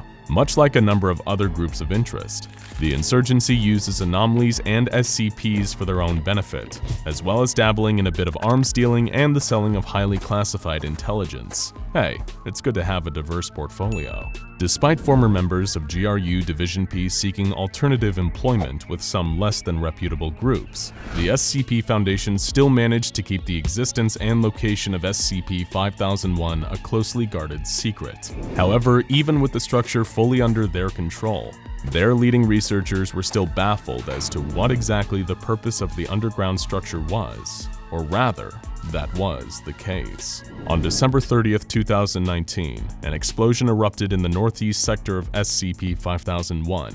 The cause of the explosion was unknown, but the damage caused a tremendous and almost catastrophic loss of power. Whether the explosion had been triggered by one of the many groups of interest, like the former GRU Division P, or just a machinery malfunction, it almost caused the total destruction of SCP-5001. What would be so bad about that? Well, remember earlier when we said that every so often an SCP comes along with its very own built-in method of containment? You see, it wasn't the structure or technology of SCP-5001 that the Foundation should have been worried about. It was the thing inside of SCP-5001. Just as some Foundation researchers had long theorized, SCP-5001 was a cage, a containment unit for its own anomalous objects within, something powerful enough to alter reality right down to the Humes, hence the need for ontological stabilizers to dampen its power, and Omega to keep the place running.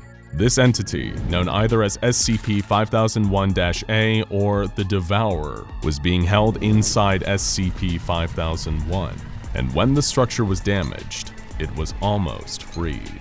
While there was no data on SCP-5001's computer system about this being's appearance or the extent of its anomalous powers, whoever created SCP-5001 went to considerable effort to keep the Devourer contained, viewing it as a threat to all of reality.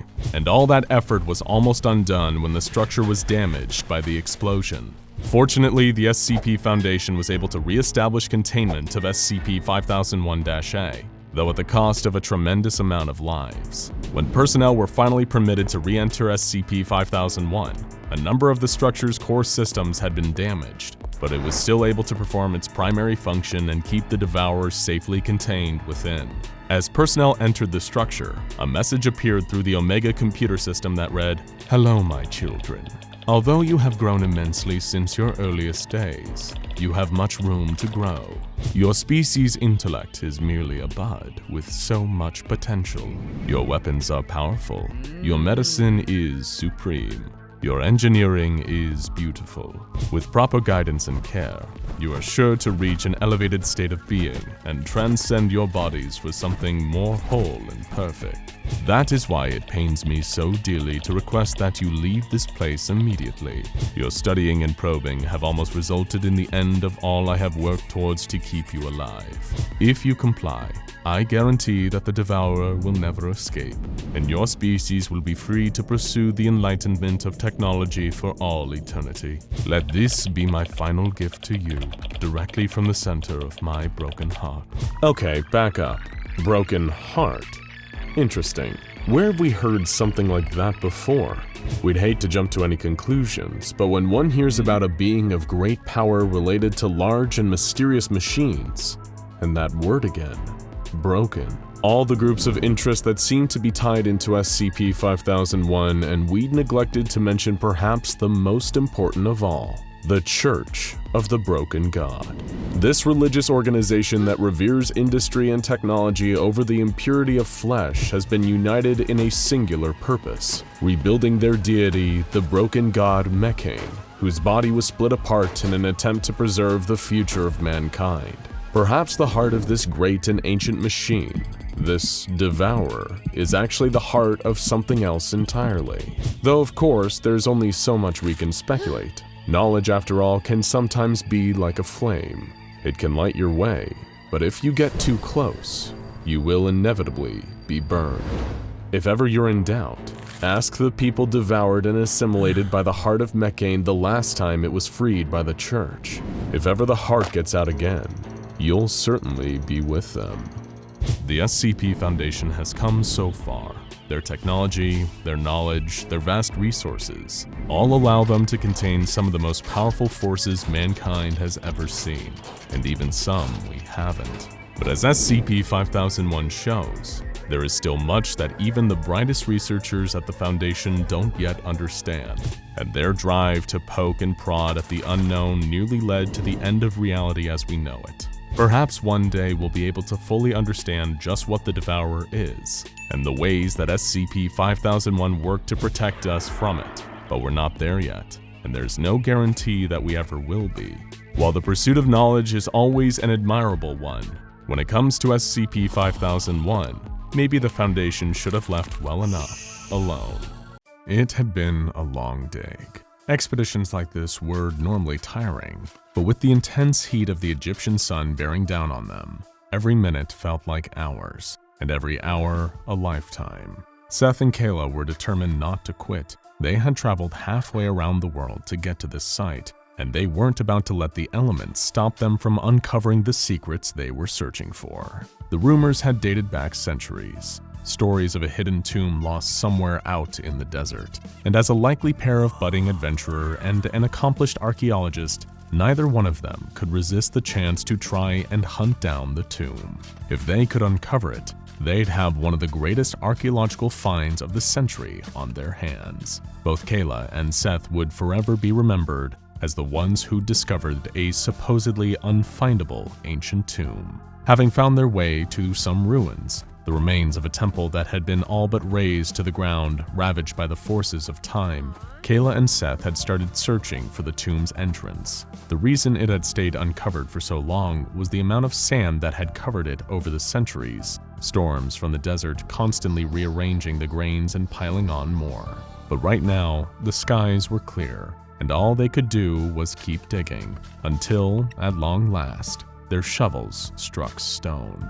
Clearing a path to the entrance, Kayla flipped on a torch as she led her archaeologist friend down a flight of stairs carved into the stone. Seth followed her as they traversed further and further down, the air getting stale the deeper they went. The whole while there was a gnawing concern at the back of both of their minds that the rocky ceiling above could give way at any moment, trapping them both underground. But before each of them could voice their worry out loud, they arrived at a large stone door, left wide open about 20 meters beneath the surface. "Is this really it?" Kayla asked in disbelief. "It might be," Seth replied, the excitement in his voice like that of a kid on Christmas morning. Standing before them, beyond the threshold of the open entrance, was a chamber of stone. Its ceiling was secure, about 7 meters high, and the walls had been covered in hieroglyphics. Immediately, Seth shot over to the nearest wall, pulling a battered journal out of his bag to start to try to translate what had been written. While he was doing that, Kayla's attention fell over the rest of the room. For a tomb, there was a surprising lack of a sarcophagus, nor any other similar resting place for a body, with no signs that anyone else had already been here to remove one either. All there really was within was a few bowls, randomly placed around the chamber. Kayla's torchlight fell over one of the bowls, and she knelt down to take a closer look at its contents.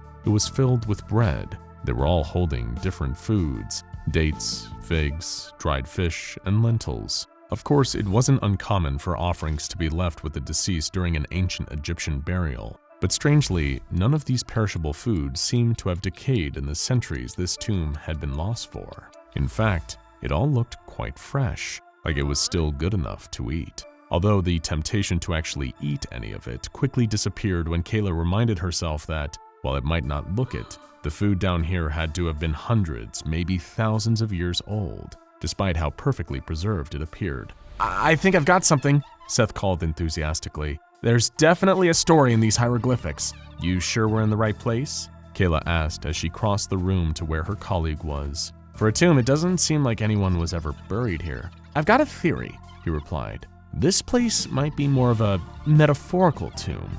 "Right, that makes complete sense." Her sarcasm was unmistakable. "Look here," he said, pointing to one of the drawings on the wall as he spoke. It depicted a figure laying dead in a square space. "I think that's meant to be this room. Someone dies here, and then..." Seth's finger moved to another of the hieroglyphics, one that Kayla recognized. It showed a being with the body of a man and the head of a jackal, taking the dead figure down into the afterlife. This was Anubis, one of the ancient Egyptian gods associated with the afterlife. According to legends and other texts gathered from the pyramids in Giza, Anubis oversaw the process the Egyptians would perform to embalm their dead, preserving them for their trip to the next world. Anubis takes whoever they are to the judgment hall of the afterlife to be brought before, Seth explained, only to be cut off. "Osiris, god of fertility, the afterlife, and the dead," Kayla interrupted. She had already spotted the next being depicted in the glyphs, a tall figure with a distinctive headpiece, holding a symbolic crook and flail. "Oversaw resurrection, life, probably many other things." "Yeah, he was a god with a few different hats," Seth attempted to joke. "Well, just the same one hat he's always shown wearing. Also, technically not a hat, the atif was a type of crown, and..." "So, hold on," Kayla interjected again. "Didn't Osiris only bring the pharaohs in for judgment? Who was this person that died? I mean, the Egyptians never went to this amount of trouble for their average Joes, and the gods wouldn't pay them any mind unless they were important somehow." "I'm not sure," Seth answered earnestly. "At any rate, this could all just be a myth. That's why I think this tomb is metaphorical. It wasn't built to house a dead person, but to keep people believing." She finished his sentence for him. He then pointed out the next part of the glyphs, the dead figure arriving in the afterlife, carried by Anubis for judgment, and then handing an object to Osiris. Seth explained there was a certain myth surrounding Osiris and his resurrection, a story that told of all of his dead body parts being found except one. Without it, the god could not be fully resurrected. "My theory is that is Osiris's missing appendage, as it were." Seth's face was red as he tried to keep his composure. "After our mysterious friend handed it over." The hieroglyphs showed the nameless dead figure being taken from Anubis's hand by Osiris, who then placed them back in the room they had started in, the same chamber Seth and Kayla were standing in. It seemed they had been resurrected after death. Giving Osiris something that the god had wanted had earned this figure a free pass back to the land of the living. The glyphs also showed bowls of food around the tomb, like the ones Kayla had found dotted around the room. There was a type of aura drawn around the unknown figure now, almost like a personal shield. According to the drawings and symbols on the walls and Seth's hastily translation of their meaning, this was some form of protection granted by Osiris himself. The aura was meant to prevent the figure from harm, meaning they couldn't die again. However, the next portion of the story showed Anubis damaging the shield, possibly out of jealousy or spite, or perhaps defying Osiris, tampering with the natural order of things by protecting the figure from death. As well as causing damage to the aura of immortality that Osiris had bestowed upon them, Anubis drained the figure of all of their blood. which then caused them to go and do the same to others. Seth continued interpreting aloud. It would find people, drink their blood to sustain it, like, don't say it, Kayla sighed. I mean, it's a lot like a Egypt gave us mummies. They can't have another native monster from horror B movies, she interrupted. Well, maybe the legend found its way here somehow, or at least a more ancient Egyptian version of it. Her counterpart tried to reason. It looks like here the figure was far healthier after consuming blood. See how the aura around them is repaired now? But Seth, look at what they're standing on, Kayla whispered. One of the final images in the glyphs did display exactly what Seth had described, but beneath the feet of the figure, who now seemed replenished, was a mass of bodies, a pile of human corpses with one person standing at the very top. Who'd want to live forever anyway? Kayla muttered almost inaudibly. Hey, come and have a look at these. Leaning over, she picked up one of the food bowls from the floor, brimming with offerings of dates. She handed it to Seth, who marveled at how well preserved the food was. That's incredible, he remarked. This bowl looks like it's at least several thousand years old. I guess maybe 2500 BCE, but the dates... He picked one out of the bowl and sniffed it, put it back, and then did the same with another, making sure it wasn't a fluke. The conditions couldn't possibly have kept them fresh. So, how is it there are bowls of food all over this room that still look edible? She asked. I honestly have no, he began to say, but the sound of heavy, grinding stone interrupted Seth's sentence. Both he and Kayla looked in horror as they witnessed the entrance of the tomb being sealed, the heavy stone door dropping moments away from sealing them in. Seth, we need to run, Kayla urged, grabbing her bag. If we move now, we can get out of here before we get shut in.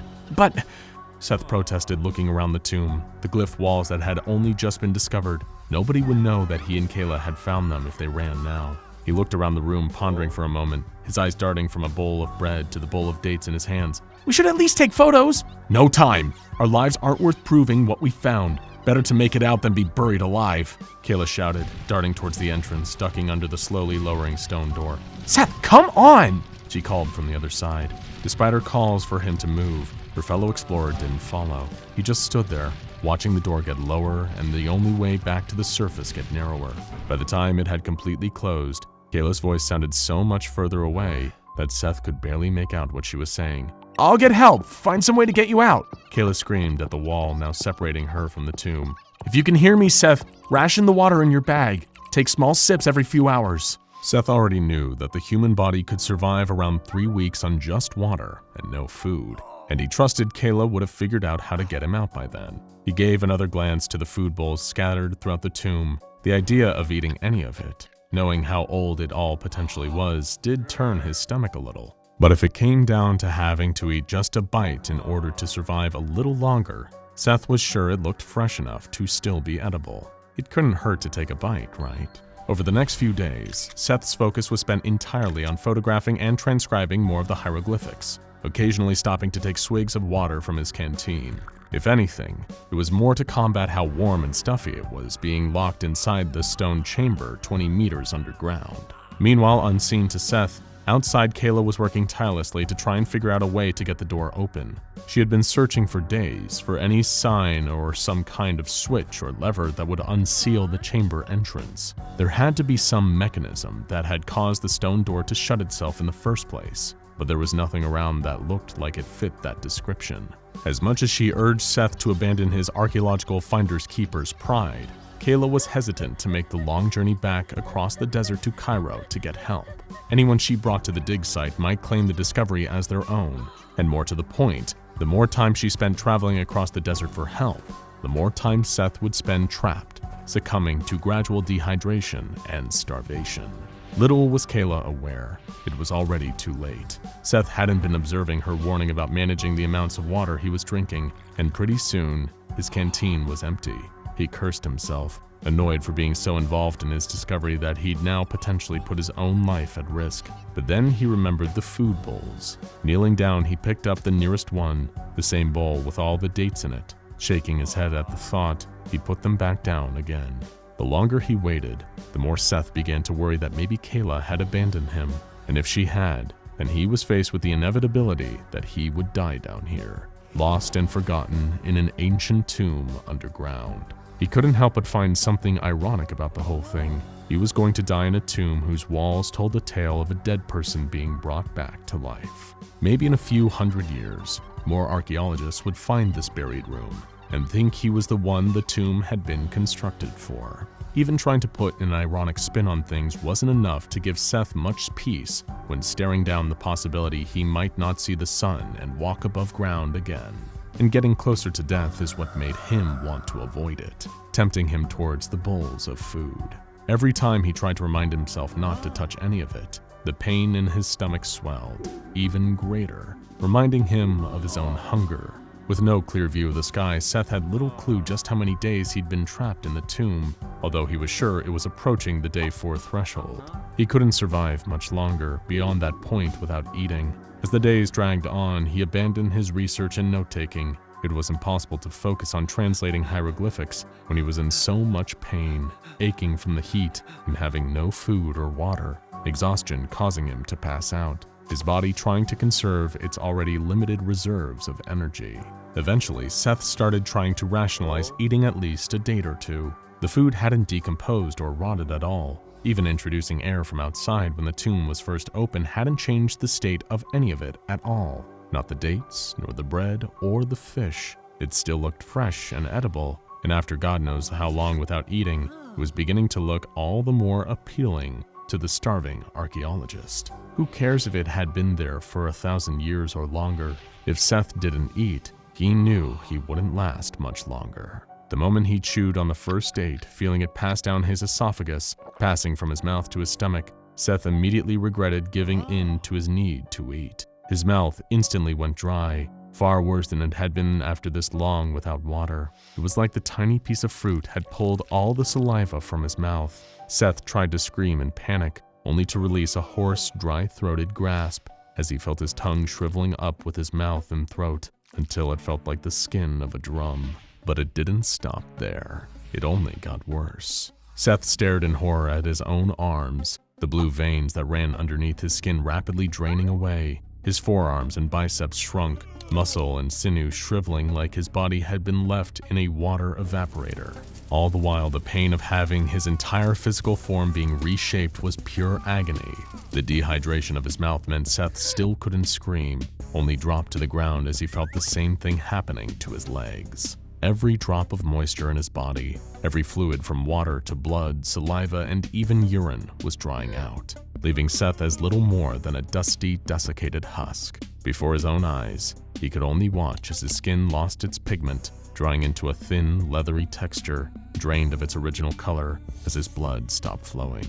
Outside, Kayla had been coming back to the tomb's sealed door every day and would stay until the late hours of the evening. She tried digging down from the surface to reach the chamber where Seth had been trapped, but it was too far underground. There was no sign of any way to move or reopen the stone door. That is, until she heard the heavy grinding of it opening on its own. Kayla raced down the steps towards the tomb. It had been 5 whole days since she and Seth got separated, and he'd need food and medical attention. Sprinting into the dark tunnel, she arrived just in time to see the entrance reopening, expecting to see Seth standing on the other side as the stone door lifted. What she saw instead was a nightmare. It looked like a corpse, an ancient and decomposing dead body. Kayla had seen plenty entombed in sarcophagi on her many travels exploring ancient ruins around the world, but she had never seen one standing up. It was still breathing, a wheezing, raspy sound escaping its mouth. Its skin looked almost brittle, as if it was stretched too thin, almost see-through enough to show off the bones underneath. The upright corpse's face was all wrong, too. Sunken cheeks and eye sockets deeper than they should have been. It looked so different that it wasn't until Kayla shone her flashlight on its drained face that she recognized who it was. Seth. He lunged at her immediately, racing towards her, snarling with his dry, desiccated mouth. Kayla turned and ran as he came after her, bony fingers swiping at her clothes. Her flashlight gripped in her hand was all but useless as she sprinted back the way she'd come, swinging back and forth in her arm, barely illuminating much of the cavern that led to the tomb. The whole while she was running from it, she could hear the wheezing behind of Seth behind her, terrified of whatever he had become and why he was chasing her. Then she saw it, the stairs, her one shot at getting out and getting away. If she could make it to the surface, she could put some more distance between herself and the drained, dehydrated corpse. All she had to do was make it up. The last step. She had just made it, when she felt the shriveling hand grip her ankle, tripping her over. Falling face first in the sand, Kayla scrabbled at the loose grains, trying to pull herself away as her body was dragged back down onto the stone stairs. She felt a searing pain and screamed into the empty desert as the corpse's fingers dug into her neck, its leathery dry skin against hers. Eventually, the screaming stopped, replaced with a dry, hoarse gasping, and then silence, as Seth drained her body of her blood along with the rest. Pulling Kayla's body by her ankle, Seth dragged whatever was left of her back down towards the tomb, SCP-3359, to feed on what was left. Qinghai Lake. The largest lake in China is one of the most secure locations the SCP Foundation has ever taken control of. All available military assets have been gathered at the site, including 3 of the most elite Mobile Task Force units with experimental weaponry. SCP-4290 must not be allowed to open, and the site has been surrounded by nuclear mines and targeted with the Dagaz Break orbital strike system. The perimeter cannot be breached, even if it means the complete annihilation of the entire area. This is considered to be an acceptable loss for the Foundation, since the destruction that would be caused by taking such an extreme measure is far from the worst-case scenario when it comes to SCP-4290. That's because the entity contained within SCP-4290's site has the potential to create a true end-of-the-world scenario. The Foundation, of course, is no stranger to such situations, and even has a set of designations for the various types of apocalypses, like CK-class restructuring scenarios and ZK-class end-of-reality scenarios. And since dealing with the end of the world is nothing new for the Foundation, certain precautions have been taken at the 4290 site. If containment measures fail, selected Foundation personnel and civilians will be taken into nearby emergency shelters that will hopefully survive the chaos that would occur following a breach. And the Foundation assumed that there was a good chance this plan would have to be used at some point, since at the time these precautions were put in place, it was impossible to know the chance of successful long-term containment. But just what is the entity that is held within the site of SCP-4290 that is capable of causing so much death and destruction on a major scale? They call it simply the Child. No one has ever seen the Child. No one knows what the entity is. That's because even setting aside all the Foundation's security, the site itself is still deeply protected. Literally. Over 100 feet below the surface of Qinghai Lake, a stunning collection of relics can be found. The site is thaumaturgically sealed with 8 massive metal totems made of beryllium and bronze that resemble armed warriors. The statues are inscribed with runes and arranged in a pattern designed to banish the entity kept there and keep the seal on its prison closed. Archaeological evidence indicates that the site has been there for a very long time, and it is still active, with the center of the site periodically emitting bursts of red light, but lately the bursts have suddenly started getting brighter. You may be wondering how we know so much about SCP-4290, and that it's a site designed to keep something sealed if it's been deep in a lake quietly doing its job.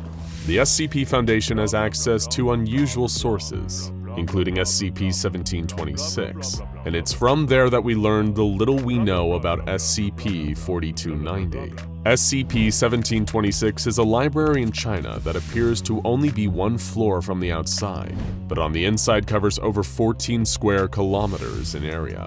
It's full of a seemingly limitless amount of texts, many of which describe ancient and lost civilizations, along with some clues as to what led to the fall of these cultures. One text reveals the presence of a terrible and apparently unstoppable enemy.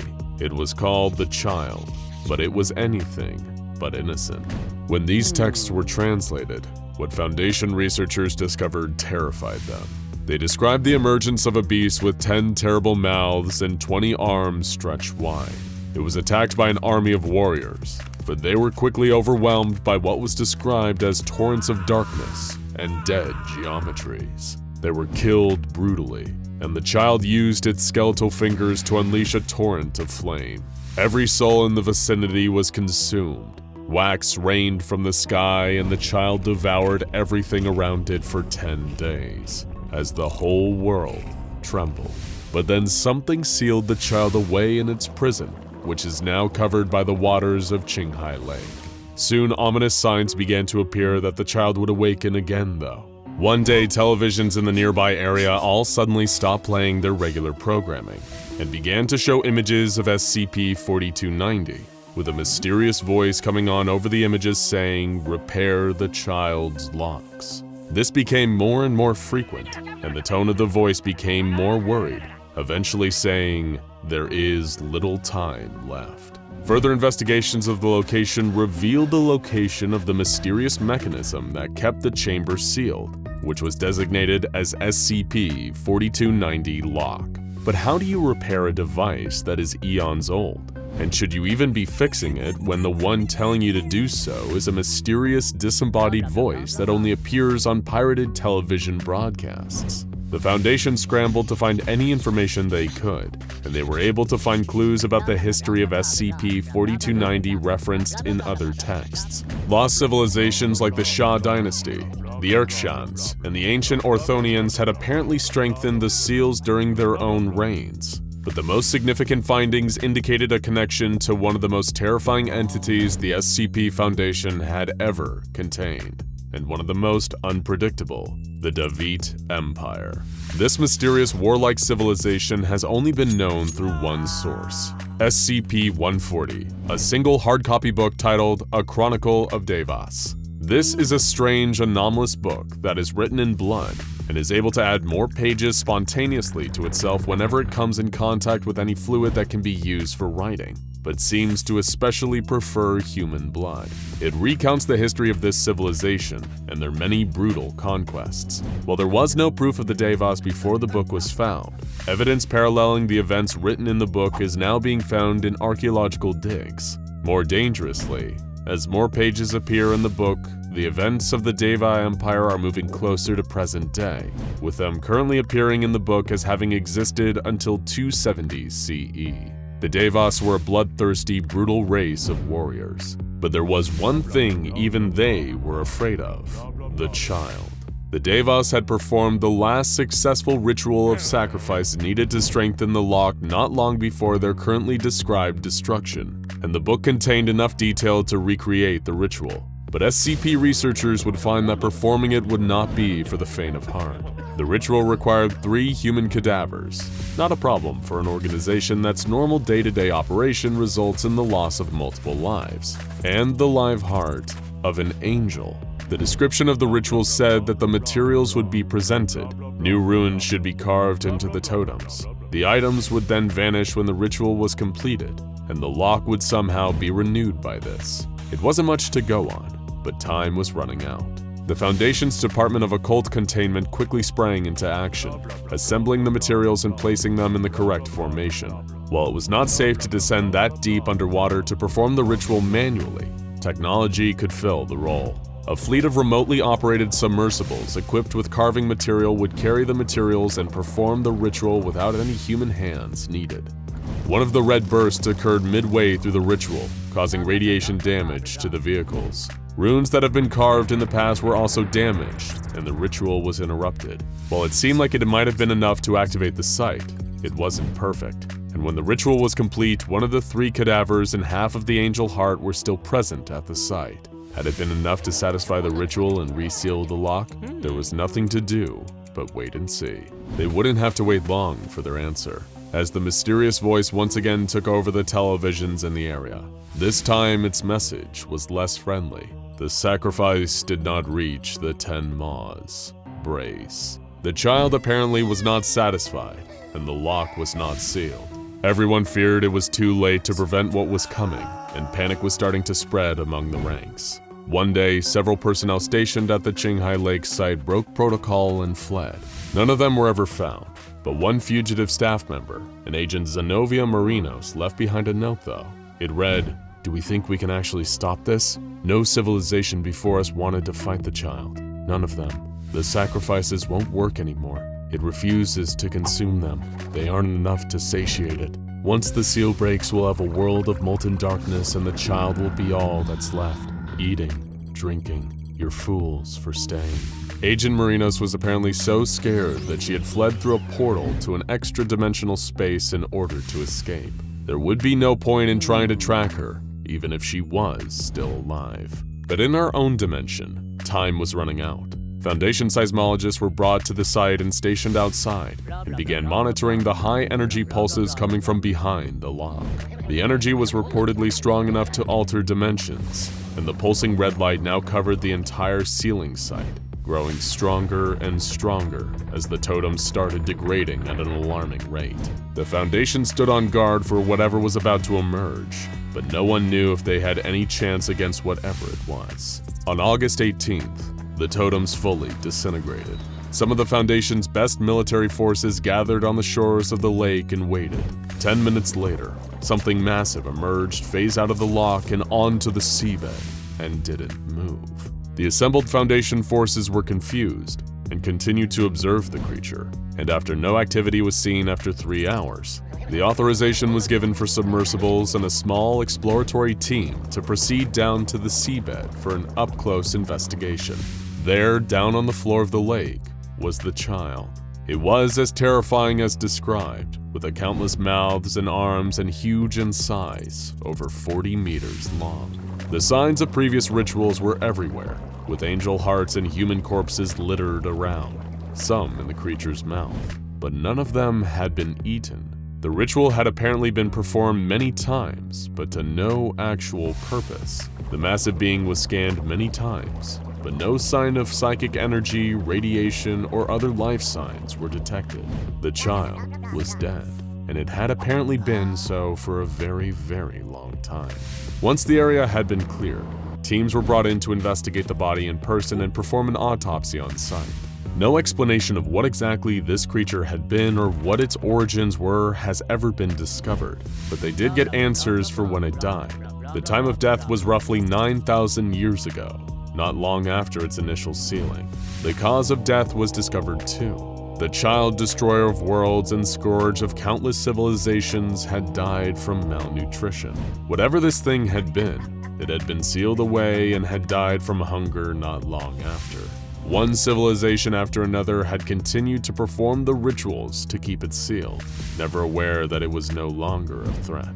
With this new discovery, SCP-4290 was reclassified as neutralized, but the child taught us all a valuable lesson about being prepared for potential world-ending scenarios. And the Foundation continues to stand on alert for any more entities from the distant past that may pose a threat today.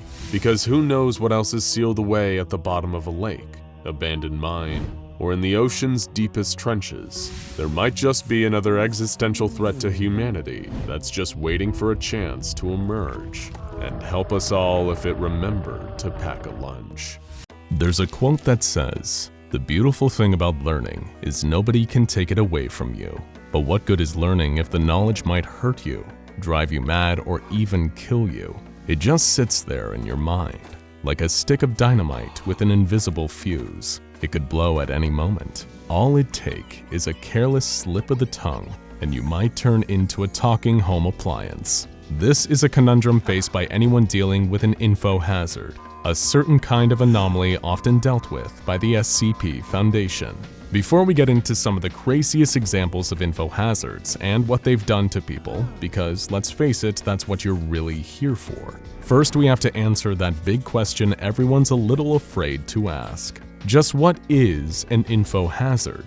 And how does it differ from a far more common type of SCP, the dreaded cognitohazard? Well, we're glad you're finally brave enough to ask. First, cognitohazards are anomalies that are dangerous to perceive through one of the senses. A well-known example is SCP-096, which is actually a visual cognitohazard. You see its face and you're toast. It's as simple as that. And cognitohazards exist for all of the other senses too: hearing, taste, touch, even smell. Infohazards, on the other hand, are different.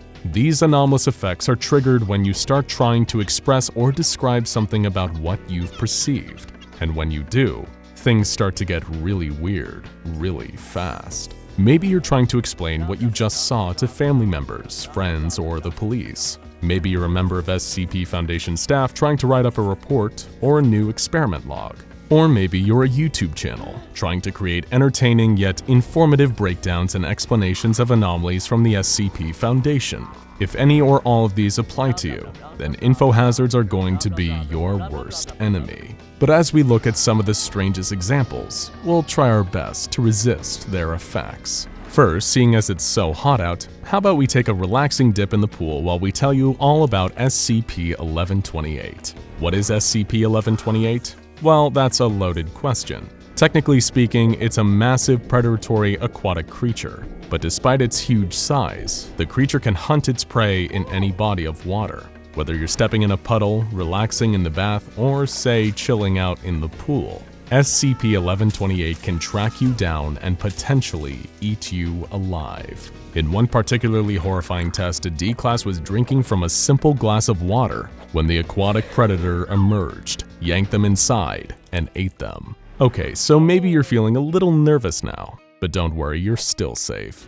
Some people have even survived their attacks from SCP-1128. Well, their initial attacks anyway. The creature has a tendency to come back again and again, relentless in its ravenous hunger for human flesh. Whenever it attacks successfully, all that's left is some blood floating on the water. But again, please don't worry too much about this creature. We don't have another 682 on our hands. After all, it's an Infohazard. It can only start hunting you if you receive a written or verbal description of the creature. Oh, or some kind of visual representation of the creature too. Actually, on second thought, you might want to get out of the pool now. And put down that drink too. Instead, let us tell you a nice little story. You step into a bar, smelling of fine liquor and rich mahogany. You even get a whiff of some fine leather-bound book. You see us sitting at the bar, motioning for you to come over, and you decide to approach. You're intrigued by our winning smile and our vast knowledge of anomalies and SCP Foundation lore. You take a seat next to us and order a drink. Get something fancy. It's on our tab after all. Our treat. What does this have to do with Infohazards, you ask? That's the thing about SCP-1893, kid, we say, our dulcet tones smoother than scotch. You can never just talk about it. It's an Infohazard that forces information about it to be delivered like a story. That's why we're in this bar right now. That's the setup. It expresses actual information about itself through the dialogue, see? You nod, beginning to grasp the concept as the bartender serves you your drink. It's been forever since you've been to a bar. Feels good to be out again, honestly. You drink deeply, savoring the flavor, but you almost choke when you see the man standing in the corner. He's so large and so distinctive, it surprises you that you hadn't noticed him before now. He stands in the corner, a freakishly tall and muscular guy, like a basketball player who decided to become a pro bodybuilder. His muscular arms are bulging out of his white vest, and a pair of bull's horns are tattooed across the top of his bald head, making him look like the devil made flesh. He stares at you with a subdued kind of annoyance, as if to say that you're not in real danger quite yet, but if he wanted, he could grab you and twist your head off like a bottle cap. What's with the huge guy, you ask us, more than a little concern in your voice? Oh, him? We reply with a smirk. He comes with the anomaly. He appears in every SCP-1893 experience to an extent, though his level of involvement varies. If SCP-1893 doesn't perceive you as an annoyance or a threat, then you're good to go. But if 1893 starts to feel like you're gonna cause it some problems, then the guy with the horn tattoos is gonna intervene. Speaking of which, you look up and you see that the giant man is now standing next to you, brow furrowed in visible rage. He picks up your drink and crushes the glass in his hand without flinching, dripping booze and blood onto the counter. He snarls, I think you've had enough, buddy. Now it's time for you to leave, or we're gonna have to get physical. Capiche? You don't need to be told twice. You grab your hat, get up and leave the bar, abandoning us on our lonely stool. But our next Infohazard still awaits. You like poetry? Japanese poetry, yes? The humble haiku. It's Dear 931, a unique Infohazard. It's so poetic. Though specifically it takes the form of haiku. So what does that mean? A rigid structure. The first line 5 syllables, then 7, then 5. We can't talk about this in ways other than haiku. It is challenging. Object class is safe. It is kept at Site 19. Need third-tier clearance. So what is this thing? SCP-931. It is a rice bowl, white with a blue band and a cracked blue pattern, all inside the bowl. And we must confess, we took that one from the file. Man, haikus are hard. 3 inches in height, 4.5 inches across. Metric doesn't fit. No maker's marks found. Suspected to have been made late 1900s. Really makes you think on the skill of these poets. Sans anomalies. Sure, it can't kill you, but writing these drives you mad. Curse 931. Trapped in this rhythm scheme makes the old man's torture world look like a resort. Okay, let's move on. Other SCPs to see. We're sick of haiku. Okay, back to normal. Time to shake off the structures of SCP-931 and talk about another iconic Infohazard, SCP-3007. This incurable Infohazard is a lot less whimsical than a rice bowl that forces you to write and speak in haiku. In fact, it's literally killed 7 people, and some in surprisingly gruesome ways. The main component of the Infohazard is known as SCP-3007-1. This is an extremely vivid anomalous hallucination that affects those under the 3007 umbrella, known as SCP-3007-2.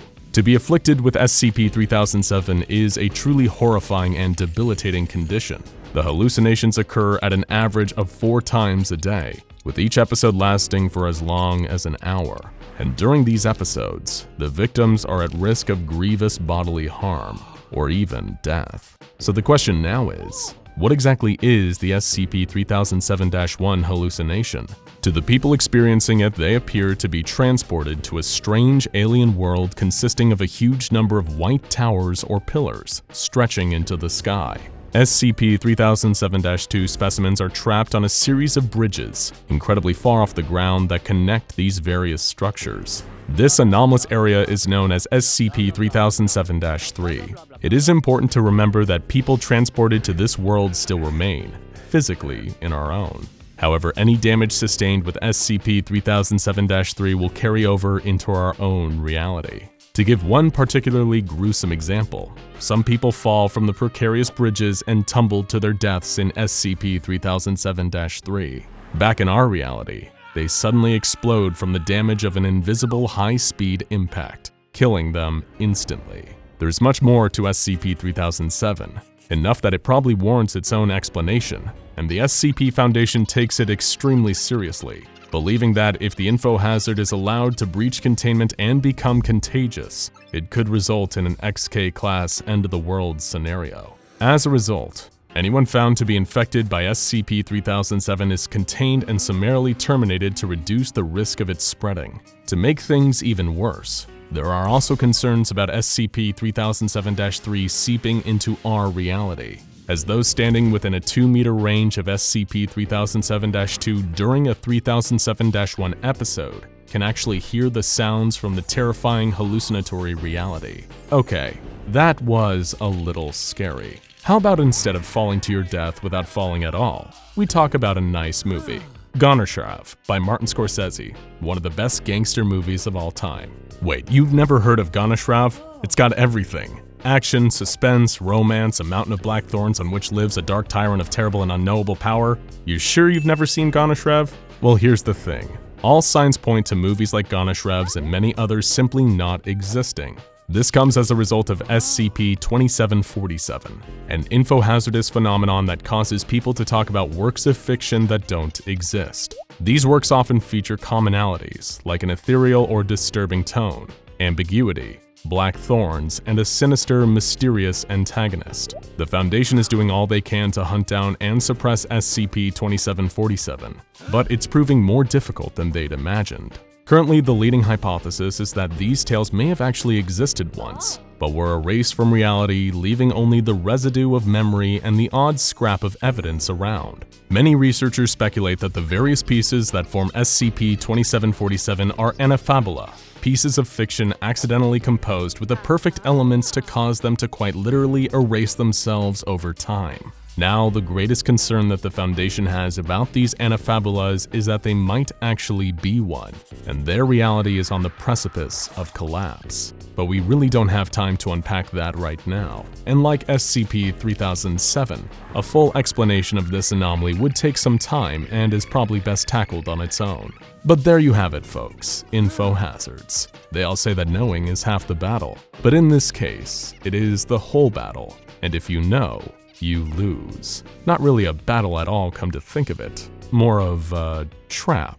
But whether it's a vicious megafish, a strangely buff man with bull tattoos, a poetic rice bowl, or a nightmarish ordeal of daily hallucinations, there is no doubt that Infohazards are some of the most strange and fascinating anomalies that the Foundation has to offer. Oh, and of course, how could we forget the most well-known Infohazard of all, SCP-2521. This entity is so infohazardous that its Foundation file entry is written in pictograms. This is because whenever information is recorded about this entity, it manifests and steals it. If you write it down, it'll take the paper. If you make a note of it on a computer, it'll take the computer. And of course, if you talk about it, it'll... Oh no, no, no, again, no, no, no, no! Ah! Oh, that was a close one. But I'm okay. For now, at least. But don't worry about me. Working at the SCP Foundation might just be the most exciting job a person can ask for. And by exciting, we mean that if you work as an SCP field operative, researcher, or mobile task force member, you're much more likely to die a horrific death on the job than, say, a plumber. But at least you get the honor of proudly saying that you're the first line of defense between the normal world and the terrifying domain of the anomalous. Well, unless you're one of the IT guys. Then your work life is likely as tedious and uneventful as the computer tech guy working on the Geek Squad. But nothing is ever normal when it comes to the SCP Foundation, where even the person whose job is helping other staff members reset their email passwords may run into the supernatural. Welcome to the strange and frightening world of pattern screamers, and specifically SCP-000. SCP-000 was first discovered completely on accident by technical researcher David Rosen, a man intrinsically connected to the pattern screamers lurking on the SCP Foundation computer database. Technical researcher Rosen is actually somewhat of a celebrity around the Foundation staff, due to the fact that he's so perfectly mediocre at what he does. His job as the glorified IT guy at the SCP Foundation was previously held by the more qualified researcher Patrick Gebhardt, but Rosen was called in to replace him after Gebhardt mysteriously disappeared while on the job. Since 2012, Rosen has been Site-19's user-level tech support wizard, but the best thing that can really be said about his job competency is that he's got a 100% attendance record. He seems to live out of his office, which is described as the filthiest at the whole Foundation. Every inch of the floor is covered in old, broken computer parts, and the air is stale with dust and the twin odors of sweat and lithium grease. It's a place so inhospitable that the Foundation has seriously considered bottling the stench as a kind of chemical deterrent. While Technical Director Rosen isn't good at his job per se, he isn't technically bad enough at it to justify the time and resources it would take to replace him. But the worst part about Rosen isn't his performance, it's his truly rotten attitude. He's universally described by his colleagues as being rude, grumpy, and combative, with patience that's far too short for someone working in tech support. And while Rosen does have a real fear that the ghost of researcher Gebhardt is stalking him, he was about to have his first actual brush with the supernatural. It all started when he began receiving automated repair tickets for SCP-000, a file that had no reason to exist. As any longtime follower of the SCP Foundation will know, the universal designation for the first cluster of SCPs to be discovered is SCP-001. There is no SCP-000. It simply doesn't exist. And when Rosen first found the file lurking on the database, he found that it was filled with worthless nonsense. The object class was recorded as null. The special containment procedures read, error, field, containment_procedures does not exist. And the mess of a description simply read, internal system error, field undefined, Please contact System Administrator over and over again, becoming more mangled and nonsensical each time. Technical Director Rosen, who could never resist an opportunity to complain, decided to leave an angry administrator's note on the useless file. He claimed that this pile of junk data was sending out pointless repair tickets because of its broken syntax, clogging up the system and preventing him from doing actual work on meaningful files. He assumed that this was all down to the database not knowing how to react to having files logged with insufficient information, and he suppressed all future repair tickets from SCP-000 before declaring the matter over and done with. What the pig-headed technical director didn't realize was that he was suppressing a call for help from an entity trapped in the white space below the article itself. It was a being born into a pure white world of absolute nothingness, an entity with no name and no place, but it was somehow capable of thought. Its panicked inner monologue is readable in the hidden text, which takes the form of a rambling stream of consciousness. The being first described coming to life in this empty world with no memories of where it was or even how it got there. It spent what could have been years exploring the empty wasteland. Occasionally, it would see horrific monsters pop up around it, but only for a split second. The entity continued to wander, and little by little, the existential dread mounted, as it realized that it may truly be stuck here in oblivion forever. The entity only had one word to go on, a word repeated by some of the monsters it encountered: Foundation. The entity had no idea what this foundation even was, but it grew to hate and fear it. Was this foundation the one that trapped it here? The entity had all the time in the world to speculate on it. Eventually, the entity found its voice. Like any sentient creature in trouble, it began to call for help, eventually screaming, just hoping someone would notice it. These pleas likely translated into the frequent IT repair tickets, a coded SOS, an attempt to show that everything was not as it appeared on the SCP-000 file. Perhaps the entity may have found help if researcher Gephardt was still working at the Foundation, but instead its cries fell on the ignorant ears of Technical Director Rosen. It may as well have been speaking to a brick wall. Rosen, who had all the investigative zeal of Paul Blart Mall Cop, made sure that these cries would never lead to the entity's freedom when he suppressed the repair tickets. He had trapped the entity in a private blank hell, forever hating a life it didn't choose and could never escape. A relentless, existential nightmare. This is the gist of your average pattern screamer. Pattern screamers are a perfect example of literally making something out of nothing. They are often a kind of floating consciousness, created from nothing, trapped in pockets of nothingness between the fabric of reality, driven mad by the purgatory-like nature of their existence. They're less living entities and more conceptual constructs, pure ideas, that just happen to be self-aware of their own existence in their private hellish voids. The SCP-00 file, a file for an anomaly that doesn't exist and thus had no reason to exist, is a perfect breeding ground for a pattern screamer. But sadly for the pattern screamer in question, Technical Director Rosen had no idea.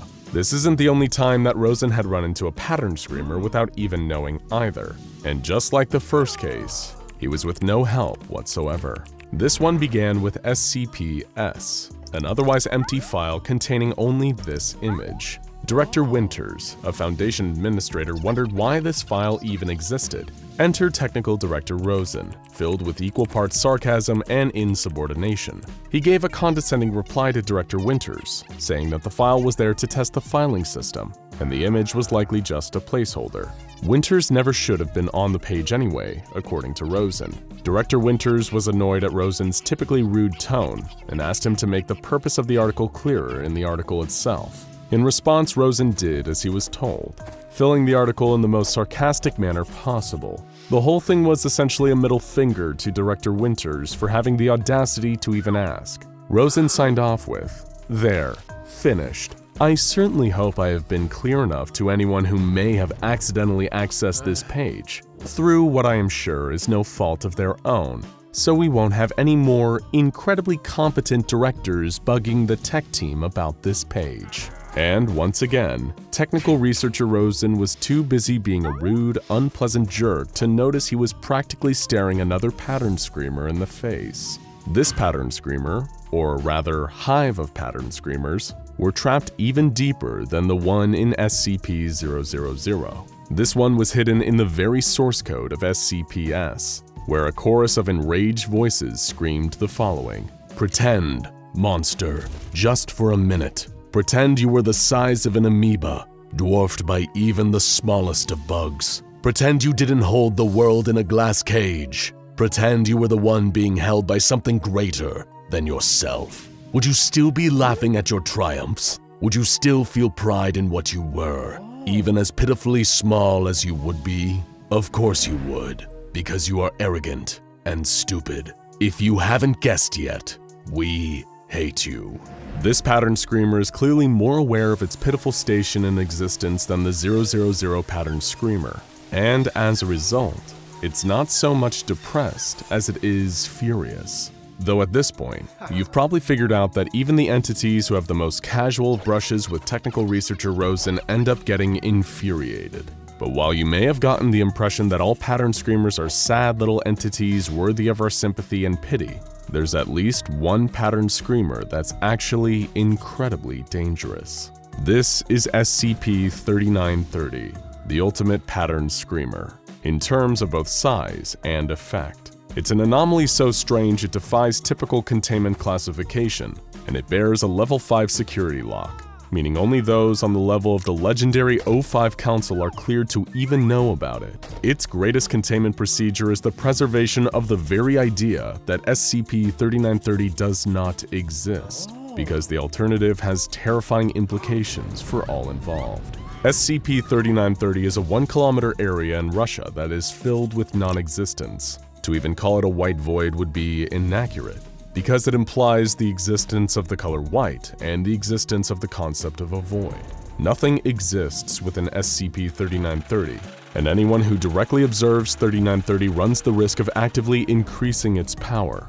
That's why special containment procedures dictate that anyone who observes 3930 must be forced to walk into it afterwards, which results in them ceasing to exist. They're destroyed on the deepest level that anything can be destroyed. The very idea of them ceases to be. Another reason that SCP-3930 is so special is that because it's the largest area of nothing in existence interacting directly with our reality, it's the only place that a huge number of pattern screamers can be directly observed by humans. They're described as being like sentient hallucinations. One researcher suggests that these pattern screamers are created by the way the psyche shatters when brought into contact with raw, true nothingness. The nothingness acts like a hateful mirror to our worst thoughts, reflecting them back at us in the forms of restless screamers. Regardless of what they actually are, one thing is for sure: coming into direct contact with one of these screamers is a harrowing experience. In the end, it just goes to show that pattern screamers are a complex entity. They can range from microscopic to massive, from pitiful to downright terrifying. And the sad result is that, in either case, nothing can really be done to stop them. It's just as impossible to stop the nothingness existing in SCP-3930 as it is to save the entity trapped in the white spaces of SCP-000. Maybe the best option is to actually be more like Technical Director Rosen. Keep your head down, focus instead on your own petty worries, and bask in the warm bliss that can only come with having no idea what you're dealing with. The one downside is that this may make you a pretty lousy IT guy. A veteran worker of the SCP Foundation sits at his terminal, performing one of the most critical tasks in the entire organization, creating a file for an as-yet undescribed SCP. But there's something terribly wrong. His eyes are glazed over, his mouth hangs open. Is this a zombie or a trained Foundation researcher? What is going on? Like any large international organization, it takes more than just the exciting, action-filled jobs to keep the wheels turning at the SCP Foundation. Sure, the head researchers, guards, mobile task force soldiers, and members of the O5 Command get all the praise, but a legion of number crunchers, cleaners, and paper pushers are equally important. One such person was archivist Walter Bainbridge, who had been tasked with digitizing some of the older records that the Foundation had on file. It was when he was innocently recording the details on SCP-050 through 060 that he first came under the strange and startling effects of SCP-055. But the most peculiar part, as with all incidents of SCP-055's anomalous effects taking hold, is that Walter had no idea any of it was happening. In his new digitized filing system, he first took note of SCP-053, Euclid class, also known as the young girl. This anomaly was a seemingly normal human female child who provoked homicidal insanity in those directly exposed to her. Then SCP-054, Safe class, a non-aggressive humanoid female made entirely of, as well as biologically and chemically identical to regular spring water. Next, SCP-056, Euclid class, a being that changes form to suit its environment, but only when all observers lose focus of it. And then SCP-057, Safe class, an underground chamber that crushes the humans who walk within. It was at this point that Walter received a concerned message from one of his superiors at Site-19, Mr. Kovac. The message praised the thorough digitization of the other anomalies' records, but was confused about why Walter had left out any mention of SCP-055. Immediately, Walter was embarrassed. How could he have forgotten SCP-055? That iconic anomaly known for... well, he couldn't quite say off the top of his head, but he'd be sure to look into it. A quick trip to the Site-19 archive showed him that there was actually quite a hefty file on the nature of SCP-055, which must have been the result of a huge number of studies. What struck him as strange was that all the files were filled out in pen rather than being typed up like a traditional file. The majority of these notes were written in shorthand too, as though they were frantically taken during the tests themselves on extremely short notice. There weren't even any redactions. Walter made a mental note of what he had seen, put the file back in its proper place, and headed back to his computer terminal. However, after writing in an almost trance-like state, he looked back on his work to see that he had written an entry on SCP-058, a giant evil bovine heart with insect legs and a scorpion stinger. Strange, he thought. That's when Walter got a call from Mr. Kovac on his Foundation issue phone, and he didn't sound happy. He'd given Walter direct instructions to go back and digitize the files on 055, and instead he'd been working on 058. What was the meaning of this? Walter was typically an extremely loyal and diligent employee, but the verbal barrage from his supervisor had him considering talking back, just this once, and hoping it didn't get him demoted to D class and thrown into 682's acid bath for playtime. Walter gulped, picked up some courage, and interrupted Mr. Kovac's rant to ask if he had any idea what SCP-055 actually was. The line went silent for a moment, then his supervisor spoke again, this time with less confidence. Of course I can tell you about SCP-055. It's a classic, one of the first 100. How could you forget it's, I think it's the one with, Another long pause as Mr. Kovac seemed to search for the words, but instead just trailed off into silence. Knowing that some of the anomalies on file were dangerous mimetic hazards, Walter was worried for a moment that he may have accidentally killed his boss by getting him to think too hard about SCP-055. He asked if Mr. Kovac was okay, and finally got a reply. I'm sorry, I seem to have zoned out for a second there. What were we talking about again? But this time it was Walter who couldn't answer. He had no idea at all what the two of them were discussing just moments ago. He felt disoriented and kind of sick, like they'd taken some low-level amnestics. Mr. Kovac told Walter to get back to his filing duties, and they'd speak later. Walter then checked the messages he'd received from Mr. Kovac earlier, and there it was, plain as day.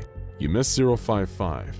Go back and digitize that before proceeding, Mr. K. But Walter had never even heard of an SCP-055 if such an anomaly even existed. What was going on here? In that moment, Walter realized he was dealing with something much stranger than just a standard digitization job. After all, how could he properly complete his duties if SCP-055 seemed to be impossible to speak, write, or even think about, unless he were directly observing it at that moment? Walter had to know, and ask around the entirety of Site-19 to find the answers if he had to. Sadly for Walter, He was about to embark on a much more challenging task than he could have ever imagined. To paraphrase a supposed quote from Socrates, "All I know is that I know nothing." And that's also about the extent of the knowledge we have on SCP-055, also known as the anti-meme and the self-keeping secret. What does it look like? When and how was it obtained by the Foundation? What are its anomalous abilities? Is this thing dangerous? We may never know, because the only anomalous ability of SCP-055 that we're aware of is the fact that nobody is capable of retaining any information about it. It's crucial to note that whatever 055 is, it isn't invisible or indescribable. Foundation personnel are perfectly capable of entering its containment chamber and observing it without incident, but mere minutes after leaving the chamber, any memories of the particulars of 055 seem to spontaneously erase themselves. Hence, the self-keeping secret. But this didn't deter Walter. Perhaps his greatest advantage was that he didn't know enough about the thing he was investigating to know how futile his mission was. He wanted to know the unknowable, and a pesky issue like impossibility wouldn't stop him. He'd get to whoever he needed to at Site-19 to get the answers he needed. Of course, most people had no knowledge of the mysterious anomaly. The common response he got back from his colleagues was, "055? Do we even have a 055? While the realization of sudden memory loss, or the realization of 055's existence, has been known to cause momentary stress, there are no known long-term physical or mental effects from 055's anomalous abilities. It's a fleeting idea in its purest form, like forgetting why you walked into a room. 055 could be the most harmless object on the Foundation's roster, or the most deadly. Either way, we just don't know. At times, Walter worried he was going insane. 055 and everything related to it was gaslighting him. Was 055 even real? The one thing that proved to him that 055 must have existed is that its containment chamber existed. According to the official records kept by the Foundation on the Site-19 containment facilities, 055 is kept in a 5x5 by 2.5 meter square room, constructed of 50-foot thick cement, with a Faraday cage surrounding the cement walls. The report continues that access is via a heavy containment door measuring 2 by 2.5 meters, constructed on bearings to ensure door closes and locks automatically unless held open deliberately. 055 cell is one of the few to have no posted security guards, and any personnel working on other SCPs in the area are ordered to remain at least 50 feet from the geometric center of 055's cell, where the anomaly itself is kept. When he tried to explore further why the cell was constructed in this manner, he found that, surprise, surprise, nobody knew. 055 was an anomaly whose containment requirements were so mysterious that it automatically netted itself a Keter-class designation. After all, how can you properly contain something you can't even hope to comprehend? There were plenty of rumors about the true nature of 055. Some of the more conspiratorial minds at Site-19 theorized that 055 was actually an autonomous or remotely controlled spy inserted into the site to observe Foundation operations, or even humanity as a whole. If you're on the more paranoid end of the psychological spectrum, this theory makes total sense. An anomaly that's physically impossible to remember, even when writings and pictures on the subject exist, would be a perfect spy. However, this was all ultimately little more than speculation. Walter was barely any further along than when he started. There were multiple points in his investigations where Walter seriously considered giving up, until finally, he had a major breakthrough. Dr. Bartholomew Hughes and Dr. John Marichek were two scientists that had performed extensive research into 055, and who, Walter hoped, might have the answers he sought about the self-keeping secret. These scientists were the first to discover the anti-memetic nature of 055, performing numerous tests on D-Class personnel to see if it was possible to create feasible written records, sketches, or any other records or impressions that could bypass its anomalous effects. The disorienting, memory-ruining effects of 055 also extend to any materials concerning 055. It seems to be a truly uncrackable code, but Dr. Hughes may have finally found some cracks in the armor. For starters, the fact that we're able to remember that 055 is an antimimetic is an ironic exception to its antimimetic qualities. This revelation also inspired another realization from Dr. Hughes. Would it be possible to discover more about 055 from the process of deduction rather than the typical induction? In other words, could they possibly learn about 055 by figuring out all the things it isn't rather than what it is? Dr. Marichek designed an experiment with Dr. Hughes to explore this theory. They designed the experiment around a simple question: is 055 not spherical?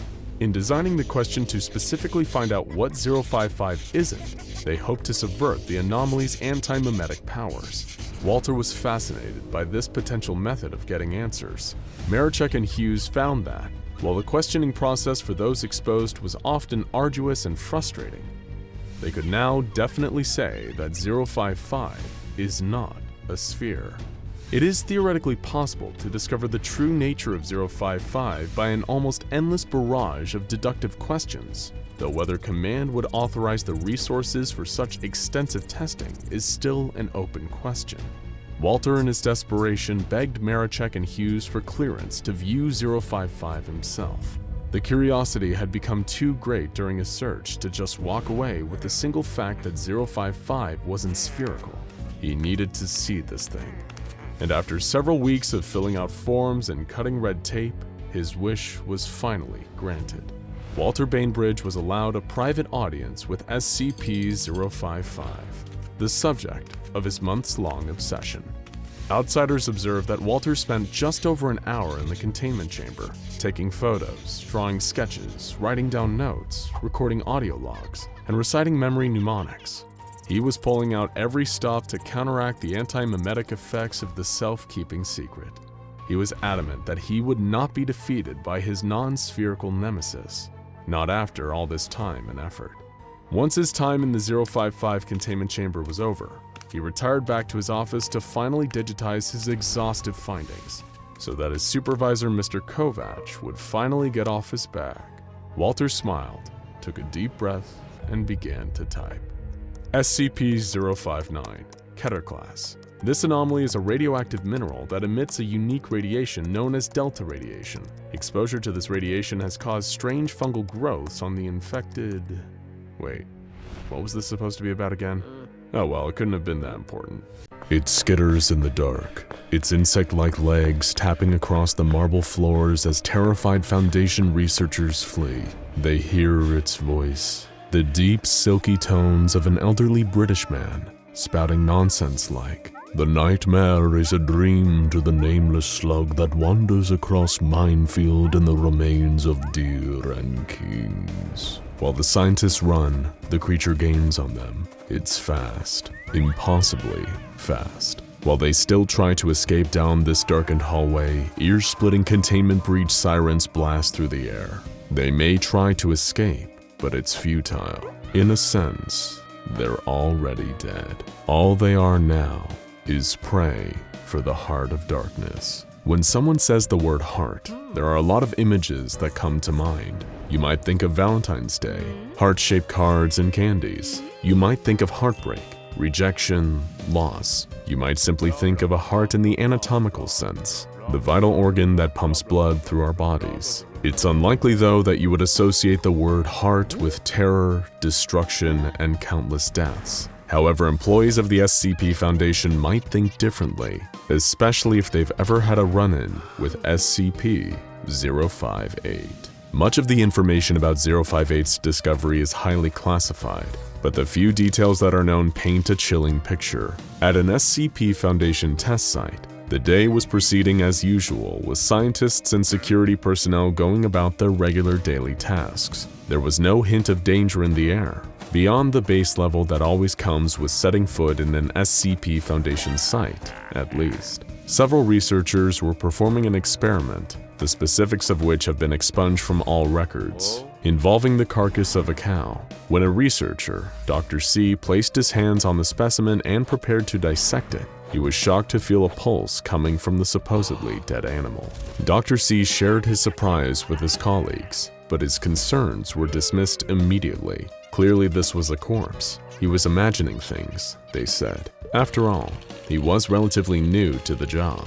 It was probably just nerves. The head researcher, Dr. L, insisted that he take over. Pushing Dr. C to the side, Dr. L began to make an incision into the animal's chest. As he did, he too felt something peculiar. There was no doubt about it. This dead cow had a beating heart. He looked up from his work to tell the other researchers to explain what he felt, but by then, it was too late.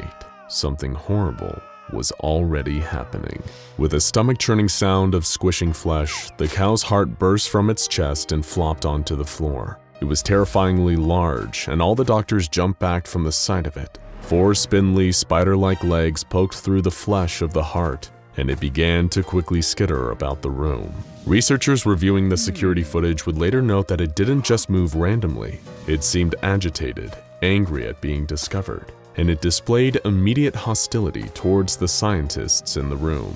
4 tentacles next unfurled from within the heart and stretched out into full, writhing appendages. They moved frighteningly fast as the heart whipped around the room and were coated in sharp spines. Finally, a stinger poked out from the back of the heart, where the whole of the superior vena cava should be. All of the scientists leapt into action, with one reaching for a scalpel and another moving towards the door. But before the men could so much as call for help, the tentacles wrapped around them and ripped them to shreds. Hearing screams coming from the laboratory, security personnel arrived to contain the threat. However, they were no match for the strange creature that would soon be known as SCP-058. It tore through the security team in minutes, leaving their tattered remains in its wake. Much to the horror of the surviving personnel at the site, SCP-058 was able to escape containment and make its way to a neighboring town.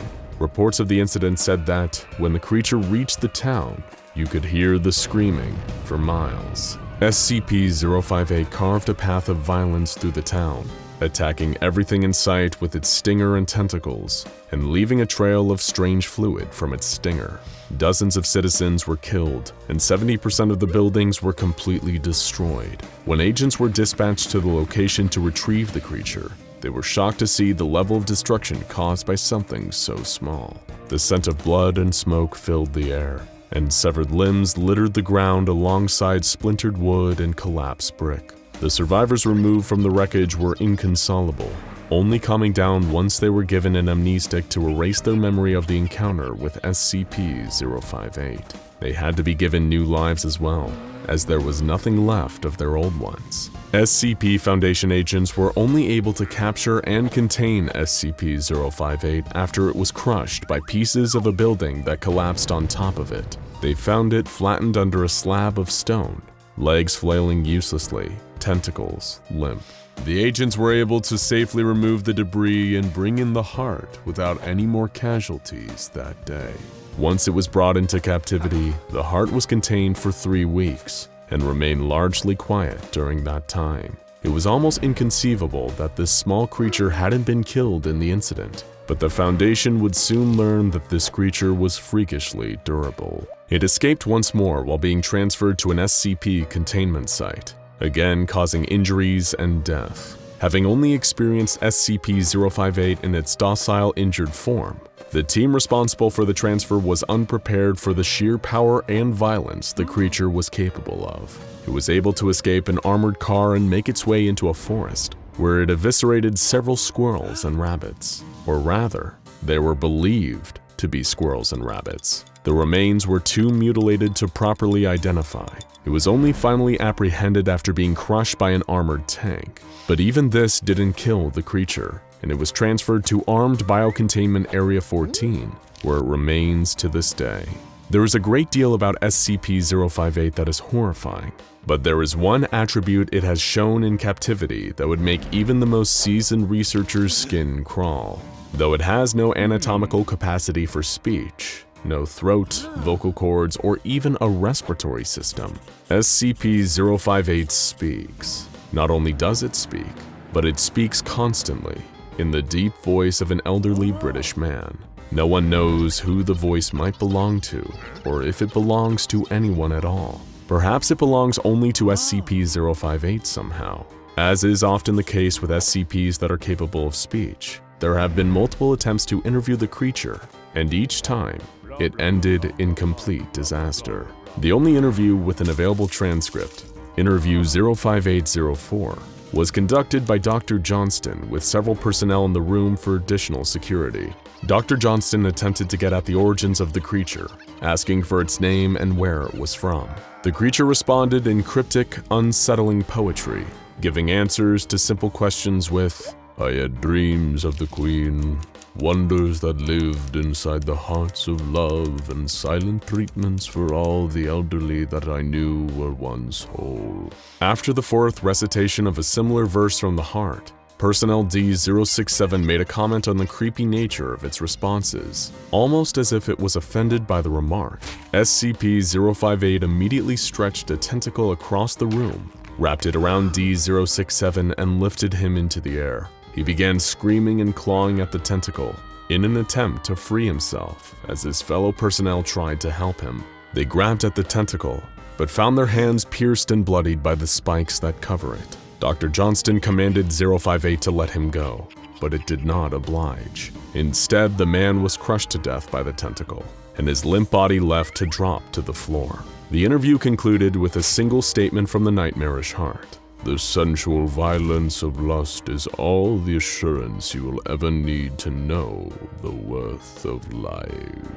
SCP-058 never seems to say anything that has to do with the people or events around it.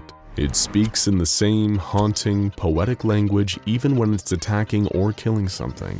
No matter what happens to it, what is done to it, or what anyone says, SCP-058 keeps talking, and its tone of voice with the pace of speech never changing, and further attempts to interview it have been abandoned due to the safety risk involved. So what happened to the creature often called the Heart of Darkness? Where is it now? SCP-058 is kept in an isolated containment chamber made of reinforced heat-resistant steel with a backing of reinforced concrete. In order to placate its bloodthirsty, carnivorous tendencies, the creature is given a live cow every 3 days. It is uncertain how exactly SCP-058 eats, given that it does not have a mouth or stomach, but every time it is finished with a cow, only bones remain. Routine maintenance is conducted on a tight schedule, and the heart is never allowed out of its containment area under any circumstances. After 2 previous escapes from containment, the Foundation is not taking any chances. Its constant speech is recorded via audio devices that are running at all times. Out of concern for their safety and mental health, no personnel are permitted to listen to recordings of SCP-058 speaking for more than 30 minutes at a time. It is unknown what will happen to someone who listens for longer, but it has been suggested that the consequences could be dire. If the creature ever escapes again, the containment site is ordered to be destroyed via the detonation of an on-site nuclear weapon. Under no circumstances can it be allowed to make its way out into the world again. Even with all these precautions in place, SCP-058 has been responsible for over 150 deaths at its current containment site. There are some at the Foundation who have campaigned for SCP-058 to be terminated, believing that there is more harm than good done by keeping it alive. However, all attempts to terminate it have so far failed. No matter how much physical trauma the heart suffers, it does not seem to be able to be killed. It can only be incapacitated for a short time. There is a classic horror story by Edgar Allan Poe called The Telltale Heart. In it, a man murders an old man and buries his body beneath the floorboards of his home. There, even though the old man is certainly dead, the murderer swears he can hear the beating of the heart coming up through the floorboards. No matter what he does to quiet the sound, he cannot escape it, and is eventually driven mad by the incessant beating of the dead man's heart. SCP-058 may not be a man's heart, a human heart, or even a real heart at all. However, just like the Telltale Heart, it continues to impossibly beat no matter how hard anyone tries to stop it.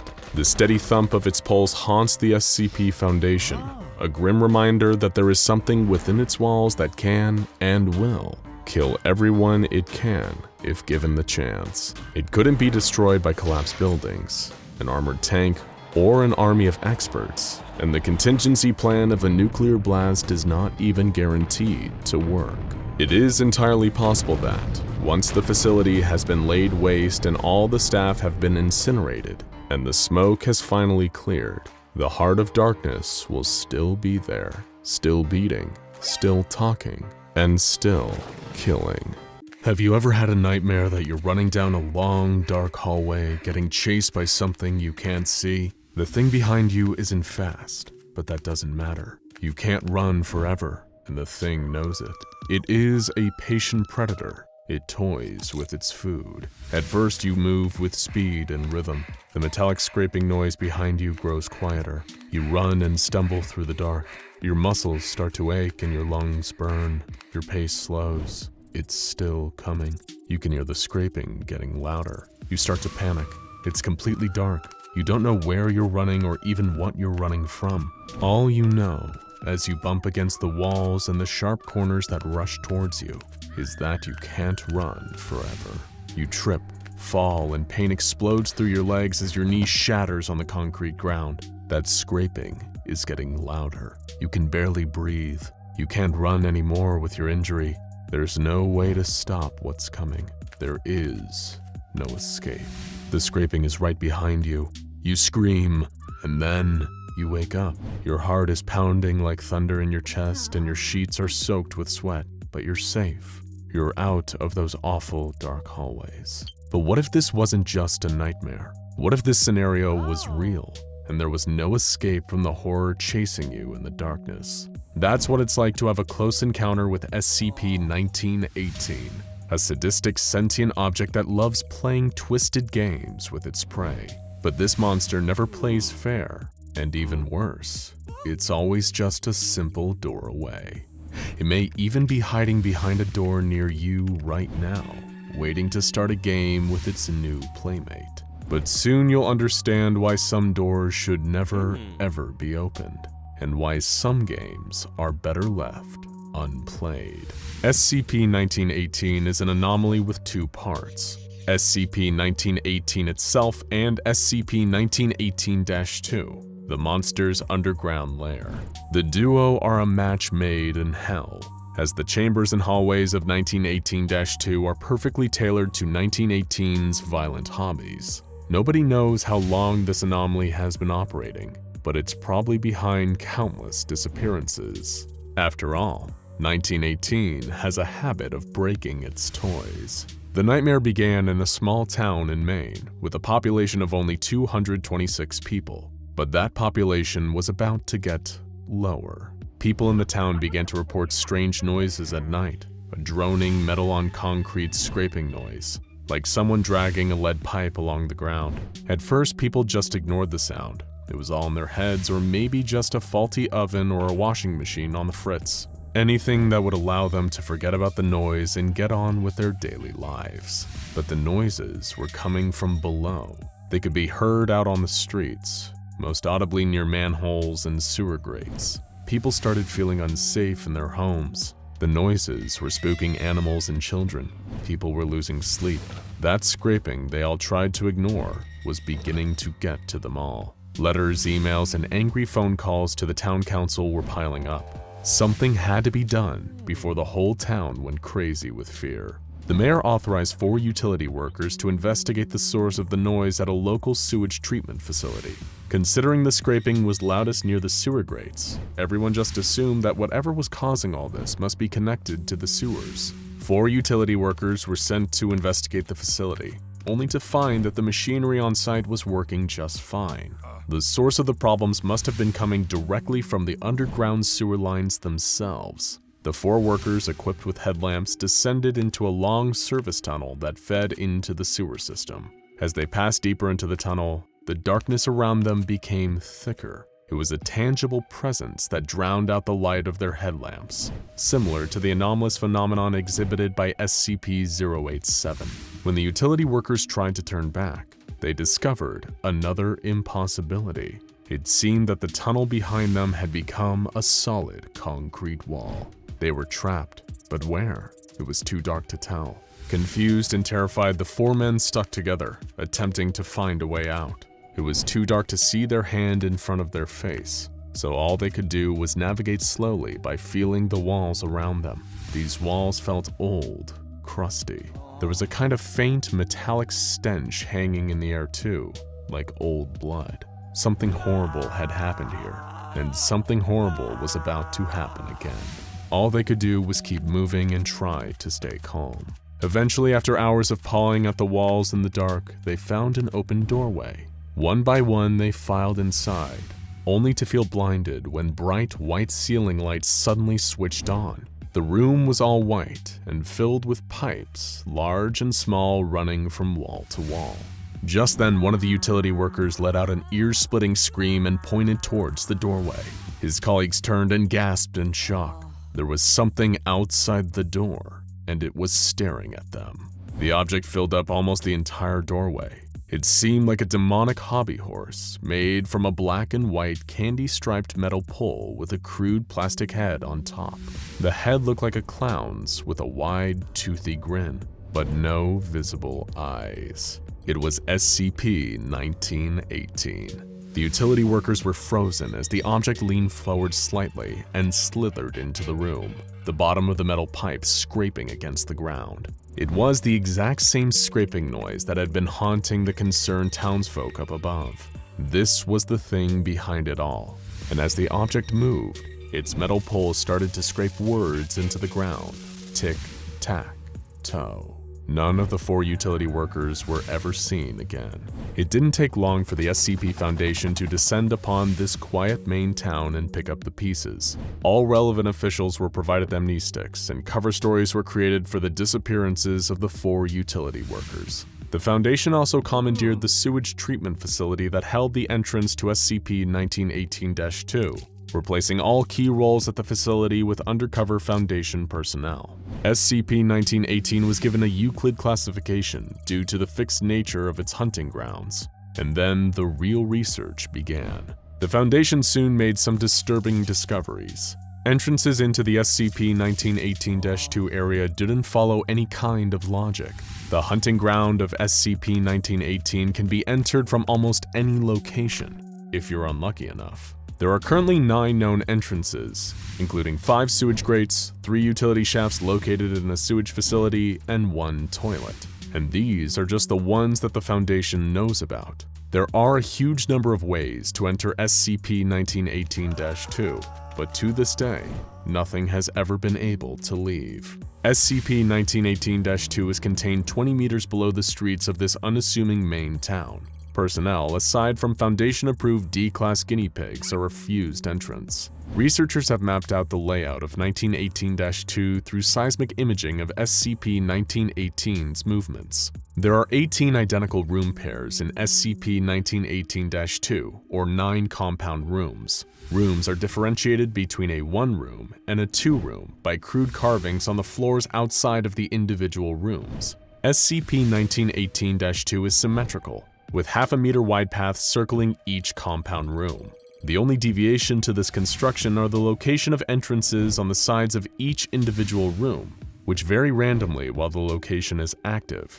What exactly does SCP-1918 do in this private little maze? It plays games, of course. Its 2 favorites, as indicated by the words it scrapes into the ground, are tic-tac-toe and memory. In tic-tac-toe, 1918 moves to each 1 room, leaving behind X markings on the floors if the room is not already marked with an O, in a manner similar to a game of tic-tac-toe. How a victim is meant to accomplish making a mark or understanding this process is unknown, as no aids are given. Blood is commonly used by victims to make their markings, hence the rusty smell in many of the rooms. In memory, the trapped victim is rendered unconscious by blunt force, presumably from SCP-1918. The subject regains consciousness in a random section of the facility. Success is marked by finding a 1-room identical to the central room. This event seems to possess a time limit, as the subject is pursued by SCP-1918 through the halls of the facility. The subject wins by marking the correct room with an O. What happens if you win or lose these games? It's important to note that SCP-1918 is very competitive and doesn't play fair. If you win, the object will merely accuse you of cheating and start a new game. This will happen again and again until eventually you lose. And what do? Well, take the horrifying encounter D-Class personnel member D-2934 had with SCP-1918. Wearing video and audio equipment, D-2934 was led into SCP-1918-2 by Foundation researchers. When he eventually found his way to the central room, 1918 challenged him to a game of tic-tac-toe. And against all odds, D-2934 won the game. But 1918 didn't take kindly to that. It accused D-2934 of cheating, carving its accusations into the ground before challenging him to a deadly game of memory. After hours of chasing, D-2934 eventually lost his mind and was backed into a corner by 1918. As the object made its way towards him, he panicked, ripped a pipe from the wall, and began smashing 1918's head. As the plastic cracked under the force of the blows, Foundation scientists could see real brains inside. D-2934 screamed, and the video feed cut off. When the video turned back on sometime later, 1918 stared into the camera with a different head mounted atop its metal pole, one that just a few hours earlier had belonged to the unfortunate D-2934. If there's one lesson to be learned from this terrifying anomaly, it's that there truly is no escape from SCP-1918. Now go watch SCP-5031, Yet Another Murder Monster, and SCP-3999, I Am at the Center of Everything That Happens to Me, for more unspeakable horrors from the Foundation archives.